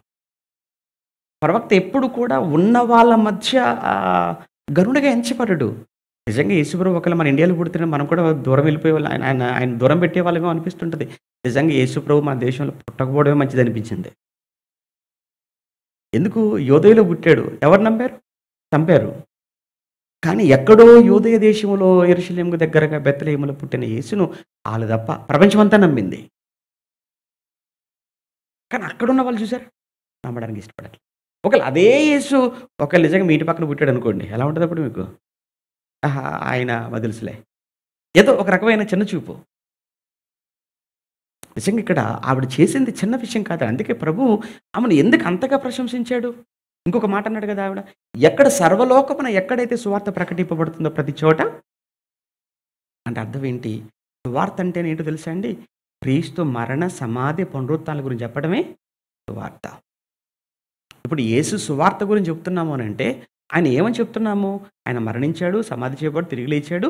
తర్వాత ఆ యేసు ఎవరో కాదు క్రీస్తు అని మనం అంత పల్లగుద్ది మాట్లాడుతున్నాము అనంటే కారణం ఇదిగో ఈవిడ చేసినటువంటి కార్యం. ఈవిడ మీరు సువార్త అని మీరు చెప్తున్నారు చూసారా? సువార్త అంటే ఆయన మరణం. ఆ మరణానికి చేయవలసినటువంటి భూస్థాపన నిమిత్తం చేయవలసిన కార్యక్రమం ఎవరు చేశారు? ఈవిడ మరియ చేశారు. కనుక మీరు సువార్త చెబుతున్నారు అంటే అందులో పరోక్షంగా ఎవరు కూడా అందులో మిళితమై ఉన్నారు అనంటే ఈ మరియ కూడా అందులో భాగమై ఉంది. అందులో ఆ రోజుల్లో స్త్రీలకు చాలా చిన్న చూపు ఉండేది. స్త్రీలను చాలా తక్కువగా చాలా బానిసలుగా చూసేటువంటి సమయంలో యేసుప్రభు ఒక్కసారిగా ఆవిడ గురించి ఇంత గొప్పగా మాట్లాడేసరికి నిజంగా చాలా ఆశ్చర్యపోయి ఉంటారు. అందులో అంతా ఓకే కానీ ఈడు ఎవరు? ఇస్కరియోతు ఆడికి మాత్రం చాలా బాధ కలిగిందండి. ఆడికి ఎందుకు బాధ కలిగింది? కొందరు అని వీళ్ళిద్దరు అన్నారు గానీ మత్తయి, మార్కు గారు ఇక్కడికి వచ్చేసరికి మాత్రం యోహాను గారు కొందరు కాదులే గానీ ఆడొక్కడే అనేసాడు. కన్ఫర్మ్‌గా చెప్పేసాడు. ఎవరు? యోహాను గారు తన సువార్త రాసేటప్పుడు. చివరికొచ్చేసరికి వాడు అలా ఫీల్ అయిపోయాడు అనంటే, ఏదో బీదలకి ఇచ్చేయచ్చు అనగానే అబ్బబ్బబ్బా! నిజమే కదా! ఎంత ప్రేమ అన్నట్లుగా మీరు అనుకుంటారేమో. ఆడి బొంద ఆడికి బీదల మీద ప్రేమ లేదు, ఏమి లేదు. ఆ డబ్బేదో వీడికి ఇస్తే అందులో కొంత నొక్కేయచ్చు కదా అని. కొంతమందండి చాలా ఎక్స్ట్రాలు మాట్లాడుతుంటారు. చాలా కటింగ్ చెప్తుంటారు మన ముందు. కానీ మనకు అర్థమైపోతుంటది కదా! ఆళ్ళ బాబులం కదా వాక్యంలో. హ్మ్. ఇప్పుడు ఏమంటారు? తాతకి దగ్గులు నేర్పొద్దని ఒక సామెత చెప్తుంటారు తెలుసా అండి? విన్నారా ఎప్పుడైనా? తాతకు వయసైపోయి కామన్‌గా వచ్చేది ఆయనకి దగ్గి ఆయనకి అలవాటయిపోయింది. మనవడు పక్కన కూర్చొని వాడు మాట దగ్గుతుంటే, ఒరేయ్! నాకెందుకురా అంటే ఒరిజినల్‌గా వచ్చే దగ్గేంటో, కావాలని దగ్గేంటో ఆ మాత్రం నాకు తెలీదా? 70 ఏళ్ళురా ఇక్కడ. ఆ ఎక్స్‌పీరియన్స్ అనుభవం ఇక్కడ నాకు. అంటే తాతని ఎగ్గులు పెట్టడానికి, తాతను ఏదో ఏమంటారంటే ఆట పట్టించడానికి దగ్గుతుంటాడు. ఇప్పుడు దగ్గులు నువ్వు నేర్పించాలి తాతకు. హ్మ్. నేర్పించాల్సిన పని లేదు. అర్థమవుతుంటాయండి. ఎవరు ఏ ఉద్దేశంతో వస్తుంటారు, ఏ ఉద్దేశంతో మాట్లాడుతుంటారు, ఎవరు ఏ ఉద్దేశంతో పనిచేస్తుంటారో. ఇవన్నీ సేవకులకు వాక్యములో అనుభవం ఉన్న వాళ్ళకు తెలిసిపోతుంటాయి. ఇక్కడ వీడు బీదలకి ఇవ్వచ్చు కదా అనేటప్పటికి ఏమైపోయిందంటే చూస్తున్న వాళ్ళందరికీ ఈడికే అంత ప్రేమ ఉన్నట్టు అసలు యేసుప్రభుకు ప్రేమ లేనట్టు. అబ్బా! ఎంత మాట అనేసాడు చూసారా? పాపం ఆయనకు ప్రేమ లేదు. ఆయనకు ప్రేమ లేకపోతే యోధా నువ్వేనా 5 రొట్టెలు 2 చేపలతో 5,000 మందికి అన్నం పెట్టావు పాపం. అవునులే. పాపం రోగులందరూ వస్తే నువ్వే కదా బాగు చేసావు వాళ్ళ మీద జాలిపడి. నువ్వే కదా లేపావు. ఏం మాట్లాడుతున్నావు? ఆ! అంటే అప్పుడు యోహాను గారు క్లారిటీ ఇచ్చాడు. వాడు మాట్లాడింది బీదల మీద శ్రద్ధ కలిగి కాదు. ఆ 300 కూడా వీడి సంచిలో పడిపోతే, ఇప్పటికే ఒక్కొక్కసారి అవసరాన్ని ఏమంటారంటే, పరిస్థితులను బట్టి సమయాన్ని చూసుకొని చాలా వరకు కూడా వెనకేసుకుంటూ వచ్చాడు.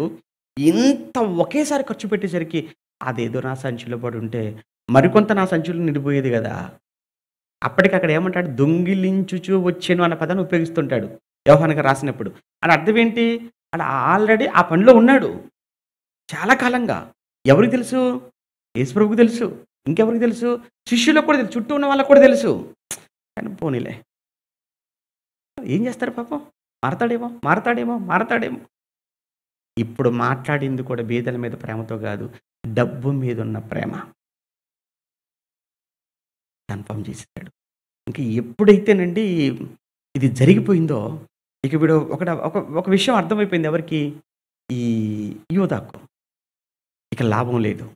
ఇతనితో ఉంటే ఇక నేను అనుకున్నవి సాధించలేను అని ఇక అక్కడి నుంచి పరుగు పెట్టేశాడు. ఎక్కడికి పరుగు పెట్టాడు అనంటే యెరూషలేముకి వచ్చేసాడు. అది బుధవారంగా మనం అనుకోవచ్చు. ఇప్పుడొచ్చాం బుధవారానికి. ఓకేనా? రైట్. ఇది మంగళవారం సాయంకాలం జరిగిందనుకుంటే ఈ అభిషేక కార్యక్రమం. ఏదైనా ఈ అభిషేక కార్యక్రమంలో ఒక విషయం మాత్రం మనకు అర్థం కావాలి ఏంటంటే, ఆవిడ యేసు ప్రభువును చాలా అమితంగా ఎంత ప్రేమించిందో అన్నది మాటల్లో చెప్పలేదు. చేతల్లో చూపించింది.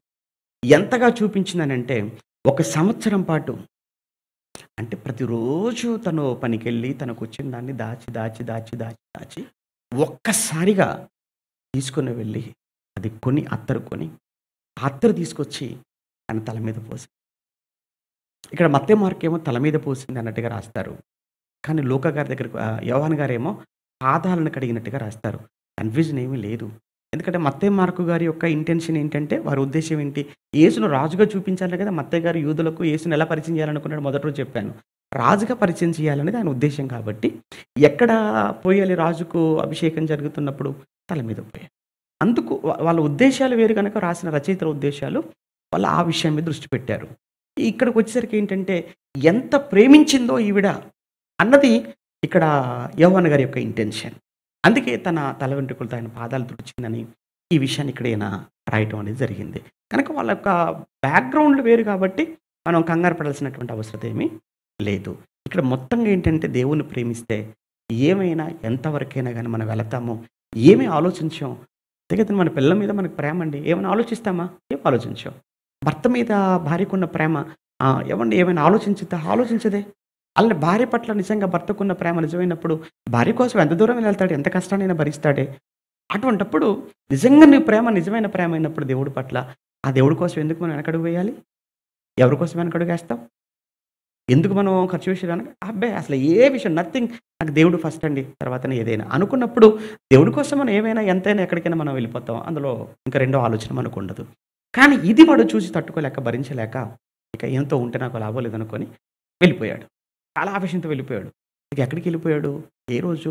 అది బుధవారం. యేసుప్రభు ఎక్కడ ఉండిపోయాడు అనంటే, యేసుప్రభు గాని మిగతా శిష్యులు గాని అందరూ కూడా బేతనీయలోనే ఉన్నారు బుధవారం.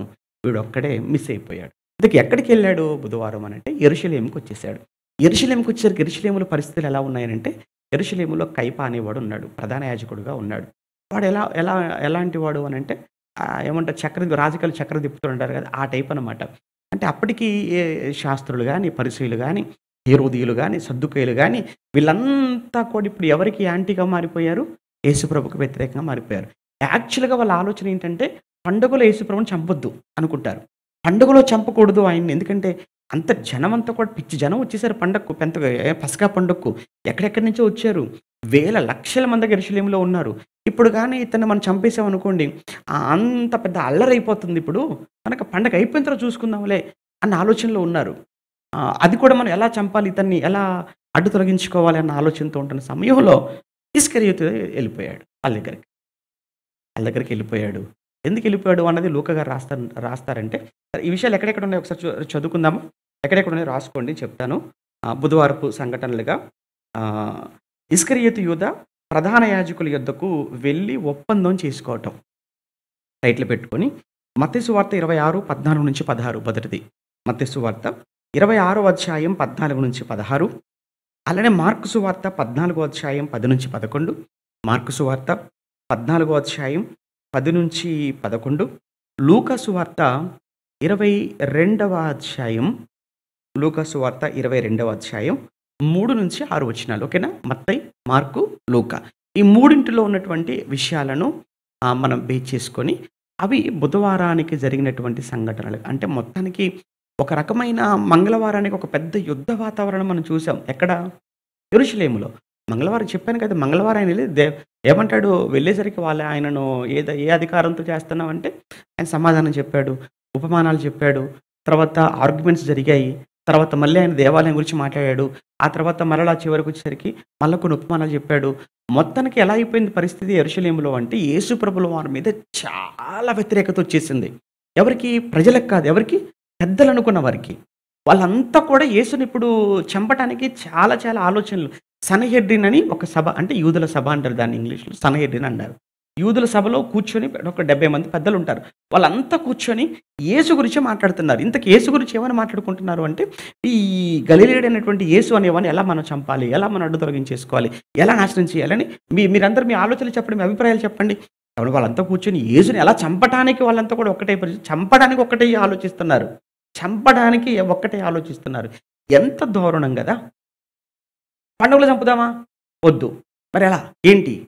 అని వీళ్ళంతా ప్లానింగ్ చేసుకుంటుంటే మొత్తానికి ఇప్పుడు వీళ్ళతో కలిసిపోయాడు ఇస్కరియోతు యోధ.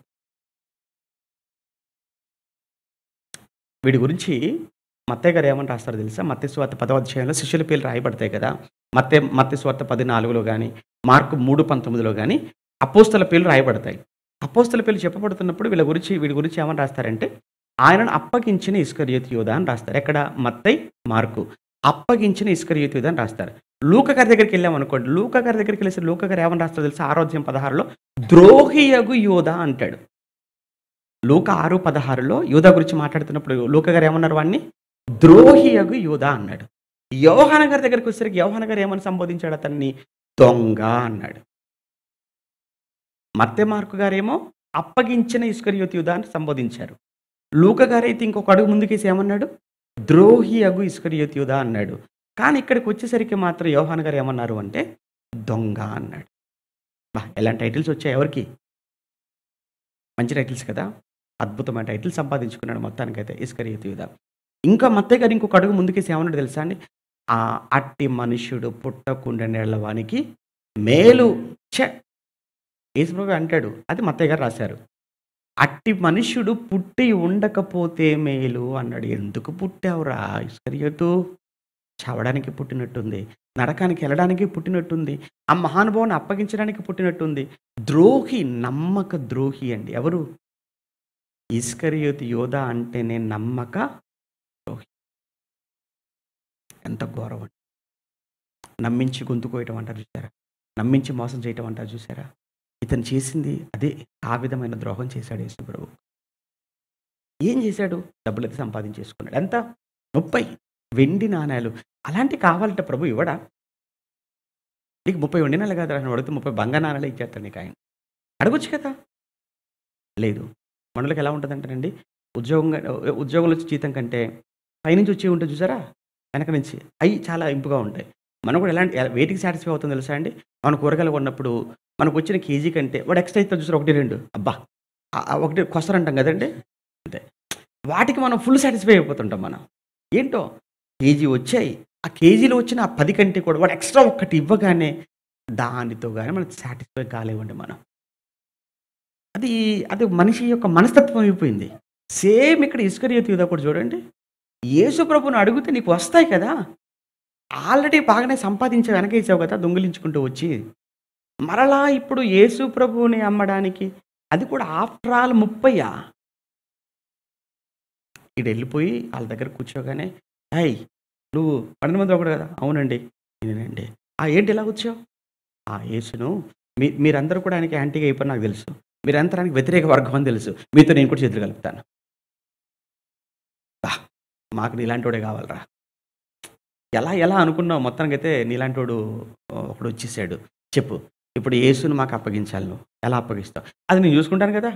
ఎవరంటున్నారు? అది నేను చూసుకుంటాను కదా! మీకెందుకు వరీ? డోంట్ వరీ, నేను టైం అంతా కూడా మీకు టైంకి చెప్తాను. సడన్‌గా వచ్చి మీరు పట్టేసుకుందురు గానీ, మరి నేను మీకు అప్పచెప్తాను గానీ ఆయన్ని మరి మీరు నాకు ఎంతిస్తారు? ఎంత కావాలో చెప్పు? మొత్తానికైతే రేటు అటు ఇటు, అటు ఇటు మాట్లాడుకొని 30కి ఫిక్స్ అయిపోయారు. 30 తీసేసుకొని బేరం ఆడుకున్నాడు. మళ్ళీ ఏమీ తెలియనట్టుగానే వచ్చేసాడు. వచ్చి ఏం చేశాడంటారు? అది రేపు మాట్లాడుకుంటాం మనం. ఈరోజు అంతా మాట్లాడితే బాగోదు. రేపు మాట్లాడుకుంటాం. యేసుప్రభు దగ్గరికి వచ్చేసాడు మళ్ళా రిటర్ను. వచ్చేసి ఏం మాట్లాడాడు? ఏం చేశాడాయన వచ్చేసి? భోజనంలో కూర్చుంటాడు. భోజనంలో కూర్చున్నప్పుడు ఎంత యాక్షన్ చేస్తాడో తెలుసా అండి? అబ్బబ్బబ్బా! ఆడికి ఇవ్వాలనిపించిందండి ఆస్కార్ అవార్డ్ ఎవరికి? గొప్ప నటుడు, మహానటుడు, చాలా బాగా నటించేశాడు. మొత్తానికి ఇస్కరియోతు ఏమైపోయావయ్యా అనంటే, చివరికి అపోస్తలుల లూకా గారు రాస్తారు ఆడి గురించి. ద్రోహి అన్నాడు కదా అక్కడ. నిజంగా వీడి గురించి మాట్లాడుతూ లూకా గారు ఏమంటాడంటే, వాడు సంపాదించాడు, పోయి దేవాలయంలో మళ్ళీ పారవేసేసాడు. ఆ తర్వాత ఉరిపోసుకొని చచ్చిపోయాడు. అలా చచ్చిపోతే పైనుంచి కిందికి పడిపోతే నడిమికి బద్దలైపోయి పేగులన్నీ విషయం ఏంటంటే తనకు అర్థమైపోయిందండి యేసుప్రభు జరుగుతున్నటువంటివన్నీ చూసిన తర్వాత ఛీ అనుకున్నాడు. అసహించేసుకున్నాడు. కానీ సాతానుగాడు ఎలాంటోడంటే ఆడిలో పశ్చాత్తాపాన్ని తీసుకొచ్చాడు గానీ ప్రభువు దగ్గరికి మాత్రం తీసుకెళ్ళలేదు. వాడు చేసింది పొరపాటున సంగతి అర్థమైంది. కానీ ప్రభువు దగ్గరికి రాకుండా ప్రాణం తీసుకున్నాడు చూసారా? అది.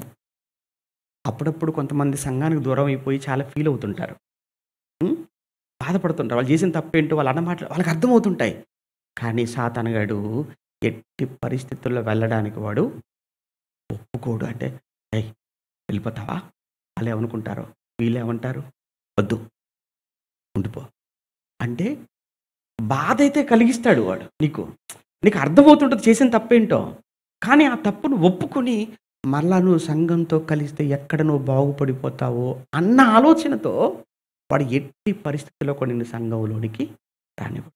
ఇప్పుడు వీడి విషయంలో కూడా అదే కదా జరిగింది. ఎవరు? ఇస్కరియోతు యోధ. ఆడు చేసిన వాడికి తప్పని అర్థమైపోయింది. అర్థమైపోయింది కాబట్టే కదా ఆ సంపాదించింది ఏవైతే ఉందో తీసుకుని వెళ్ళి దేవాలయంలో పారవేసేసాడు. నిజంగా వాడు డబ్బే కావాలనుకుంటే దాచుకుంటాడు కదా! మళ్ళీ తీసుకెళ్ళి ఎందుకు పారేస్తాడు? నాకొద్దని. కానీ చివరికొచ్చేసరికి నీకు డబ్బు వద్దు అని వాడు బాధపడ్డాడు, ఏడ్చాడు, ఏదో చేసుకున్నాడులే గానీ ప్రభువు దగ్గరికి వచ్చుంటే ఎంత బాగుండేదండి. అపోస్తలుల దగ్గరికి వచ్చుంటే ఎంత బాగుండేదండి. అసలు ఒకప్పుడు ఇస్కరియోతు స్థానం ఏంటో చెప్పమంటారా? మిగతా 12 మందితో కలిసి ఉన్నప్పుడు అపోస్తలులతో ఈడు కూడా దయ్యాలను వెళ్ళగొట్టినవాడు. మీరు లూకాసువార్త 10లో చదువుతున్నప్పుడు ఆ 70 మందితో పాటు ఆ అపోస్తలులతో పాటు రోగాలను బాగు చేసినవాడు. ఆ తర్వాత ఏమంటే దయ్యాలను వెళ్ళగొట్టినవాడు. ఒకప్పుడు దయ్యాలను వెళ్ళగొట్టిన ఇస్కరియోతు యూదాలోకే ఇప్పుడు ఎవడొచ్చేసాడు? అదే దయ్యం వచ్చేసింది. అప్పుడప్పుడు మనకు కనబడుతుంటారు. ఒకప్పుడండి అలా ఉన్న మనిషి అండి ఇప్పుడు ఏంటండి ఇలా అయిపోయాడు. అలానే అయిపోతాయి జీవితాలు. ఇవన్నీ బైబిల్‌లో మనం చదువుతున్నప్పుడు కొంచెం మనం జాగ్రత్త పడాలి. చెప్పలేం. ఎవరి జీవితం ఎప్పుడు ఎలా ముగిసిపోతుందో ఎవరికీ తెలీదు. ఎప్పుడు ఎలా ఎవరు మారిపోతారో ఎవ్వరికీ తెలీదు. అందుకే ఏ ఒక్క రోజు, ఏ ఒక్క క్షణాన్ని వ్యర్థం చేసుకోకండి. ప్రతి క్షణం చాలా విలువైనది. అదే సమయంలో ఎట్టి పరిస్థితుల్లో గొప్పలకు పోవాలని, పదవులోకి వెళ్ళిపోవాలని, అధికారాలని వాళ్ళు చూడాలి, వీళ్ళు చూడాలి, ఇవన్నీ వద్దు. నన్ను నా ప్రభువు చూడాలి అని. ఒక మంచి మనసు కలిగి యథార్థమైన హృదయంతో మనం పని చేసుకోగలిగితే, బ్రతకగలిగితే అదే గొప్ప విషయం. ఇక ఈరోజు ఆ బేతనియలో, ఆ సీమోని ఇంట ఆ మరియమ్మ యేసుని ఎంత ప్రేమించిందో తన క్రియల్లో చూపించింది. అదే సమయంలో యేసుక్రీస్తు ప్రభుల వారిని అప్పగించడానికి ఇస్కరియోతు యోధ ఎంత ద్రోహం చేశాడో, శత్రులతో ఎలా చేతులు కలిపాడో, ఎంతగా మాట్లాడుకున్నాడో, ఎలా అప్పగించేశాడో, ఆ తర్వాత పోయి వాడు ఉరిపోసుకొని ఏం చేశాడు? సంపాదించాడు గానీ సుఖపడ్డాడా? ఏం సుఖపడలేదు. ప్రాణాలు పోవు. అది మొత్తానికి ఇస్కరియోతు యోధ చేసిన అతిపెద్ద దారుణమైనటువంటి తప్పేంటంటే ద్రోహం. నమ్మక ద్రోహం. యేసును అప్పగించి చివరికి తన ప్రాణాన్ని పోగొట్టుకొని కుక్క చావు అంటారు చూసారా? అలానే చచ్చిపోయాడు. ఎంత దారుణమైన చావు కదా! ఇది ఇంత కూడా ఏంటంటే బుధవారపు లెక్కల్లోకి మనం తీసుకోవచ్చు. అంటే ఇస్కరియోతు యూదా శత్రువుల దగ్గరకు వెళ్ళి వారితో కూర్చొని, వారితో మాట్లాడి వారి దగ్గర డబ్బు తీసుకొని రావడం అన్నది ఏదైతే ఉందో ఇదంతా బుధవారం. మరి యేసుప్రభు ఏం చేశాడు బుధవారం? ఆయన ఏమీ చేయలేదు. ఆయన బుధవారం బేతనీయలో విశ్రాంతి తీసుకున్నాడు అనటం కంటే కూడా ఆయన ప్రార్థనలో ఉన్నాడు. మీకు తెలుసు యేసుప్రభు ఎప్పుడు ఖాళీగా ఉండడు. ఆయన ప్రార్థనలో ఉన్నాడు. రేపు జరగబోయే అప్పగింపబడి ఆ తర్వాత జరగబోయేటువంటి శిలువ యాగాన్ని గురించి తండ్రితో మాట్లాడుతూ, తండ్రికి విజ్ఞాపన చేస్తూ, ప్రార్థిస్తూ, తన్ను తాను మానసికంగా ఏం చేసుకుంటున్నాడు ఆయన? సిద్ధం చేసుకుంటున్నాడు. మరి గురువారం సంగతి ఏంటి? అదే గురువారం పస్కా. చివరి భోజనం. చివరి రాత్రి భోజనం అని పెట్టుకున్నాం. అదే కదండి ప్రభు రాత్రి భోజనం అంటారు. చివరి రాత్రి భోజనం. ఇంకా యేసు ప్రభుల వారికి ఆ తర్వాత ఆయన ఇంకా భోజనం చేయడానికి ఆయన ఉండడు. తెల్లవారితే గురువారం. ఆ చివరి రాత్రి భోజనాన్ని జ్ఞాపకం చేసుకుంటూ రేపు రాత్రి ఇక్కడ కూడా ప్రభు బల్ల కార్యక్రమాన్ని మనం పాలు పంచుకుందాం. కనుక రేపు ఆ ప్రభు బల్లలో మనం పాలు పంచుకోవడానికి ముందుగానే అసలు ఆ రోజు గురువారం ఆయన బేతరీ నుంచి వెళ్ళాడా? ఎక్కడికి వెళ్ళాడు? ఎక్కడ ఏర్పాటు చేశాడు? అక్కడ ఏర్పాట్లో ఆయన ఏం చేశాడు? ఏం చెప్పాడు? ఇది కూడా చాలా నిన్న మంగళవారం ఎంత ఇంపార్టెంటోనండి. నిన్న మంగళవారం గురించి ఈ గురువారం రాత్రి జరిగిన సంఘటన కూడా చాలా చాలా ప్రాముఖ్యం. కనుక నిన్నది ఎంత ముఖ్యమో నన్ను అడిగితే ఇంకా అంతకంటే 2 రెట్లు ముఖ్యం. రేపు అంత ఉంది సబ్జెక్టు. ఓకే, మిస్ అవ్వకండి. ప్రార్థన చేసుకుందాం. కళ్ళు మూసుకోనండి. ప్రేమగల తండ్రి పరిశుద్ధుడా, మీకు వందనాలు. ఇప్పటి వరకు మీ పిల్లలతో పంచుకున్న మీ లేఖనాలు ప్రతిదీ కూడా మా ఆత్మీయ జీవితాలను సరిచేసుకునేవి. ఎట్టి పరిస్థితుల్లో విని విడిచిపెట్టి మమ్మును మేము మోసం చేసుకోక విన్న దాని ప్రకారం ప్రవర్తించుటకు కృప చూపించమని కోరుతూ వెళుతున్న మీ పిల్లలను క్షేమంగా తీసుకుని వెళ్ళండి. సంఘాన్ని నడిపిస్తున్న నాయకులను మీరు జ్ఞాపకం చేసుకొని మంచి ఆయుష్ ఆరోగ్యాన్ని వారికి ప్రసాదించి సంఘాన్ని ఆత్మీయ స్థితిలో ఉన్నతంగా నిలబెట్టుటకు కృప చూపించమని వేడుకుంటూ మీ పిల్లలు ఇండియాలో వారు విడిచిపెట్టి వచ్చిన కుటుంబాలకు మీ కాపుదల మీ సంరక్షణ ఉంచండి. మంచి ఆరోగ్యాన్ని ఆయుష్ని ఇవ్వండి. తిరిగి రేపటి దినాన కలుసుకొని మరికొన్ని మాటలతో నాయన మమ్మల్ని మేము పురికొల్పుకొనుటకు మీకోసం కృప చూపించమని వాళ్ళు తన బిడ్డలను క్షేమంగా తీసుకెళ్ళమని క్రీస్తునామని ప్రార్థన అడుగుతున్నాము తండ్రి. ఆమేన్.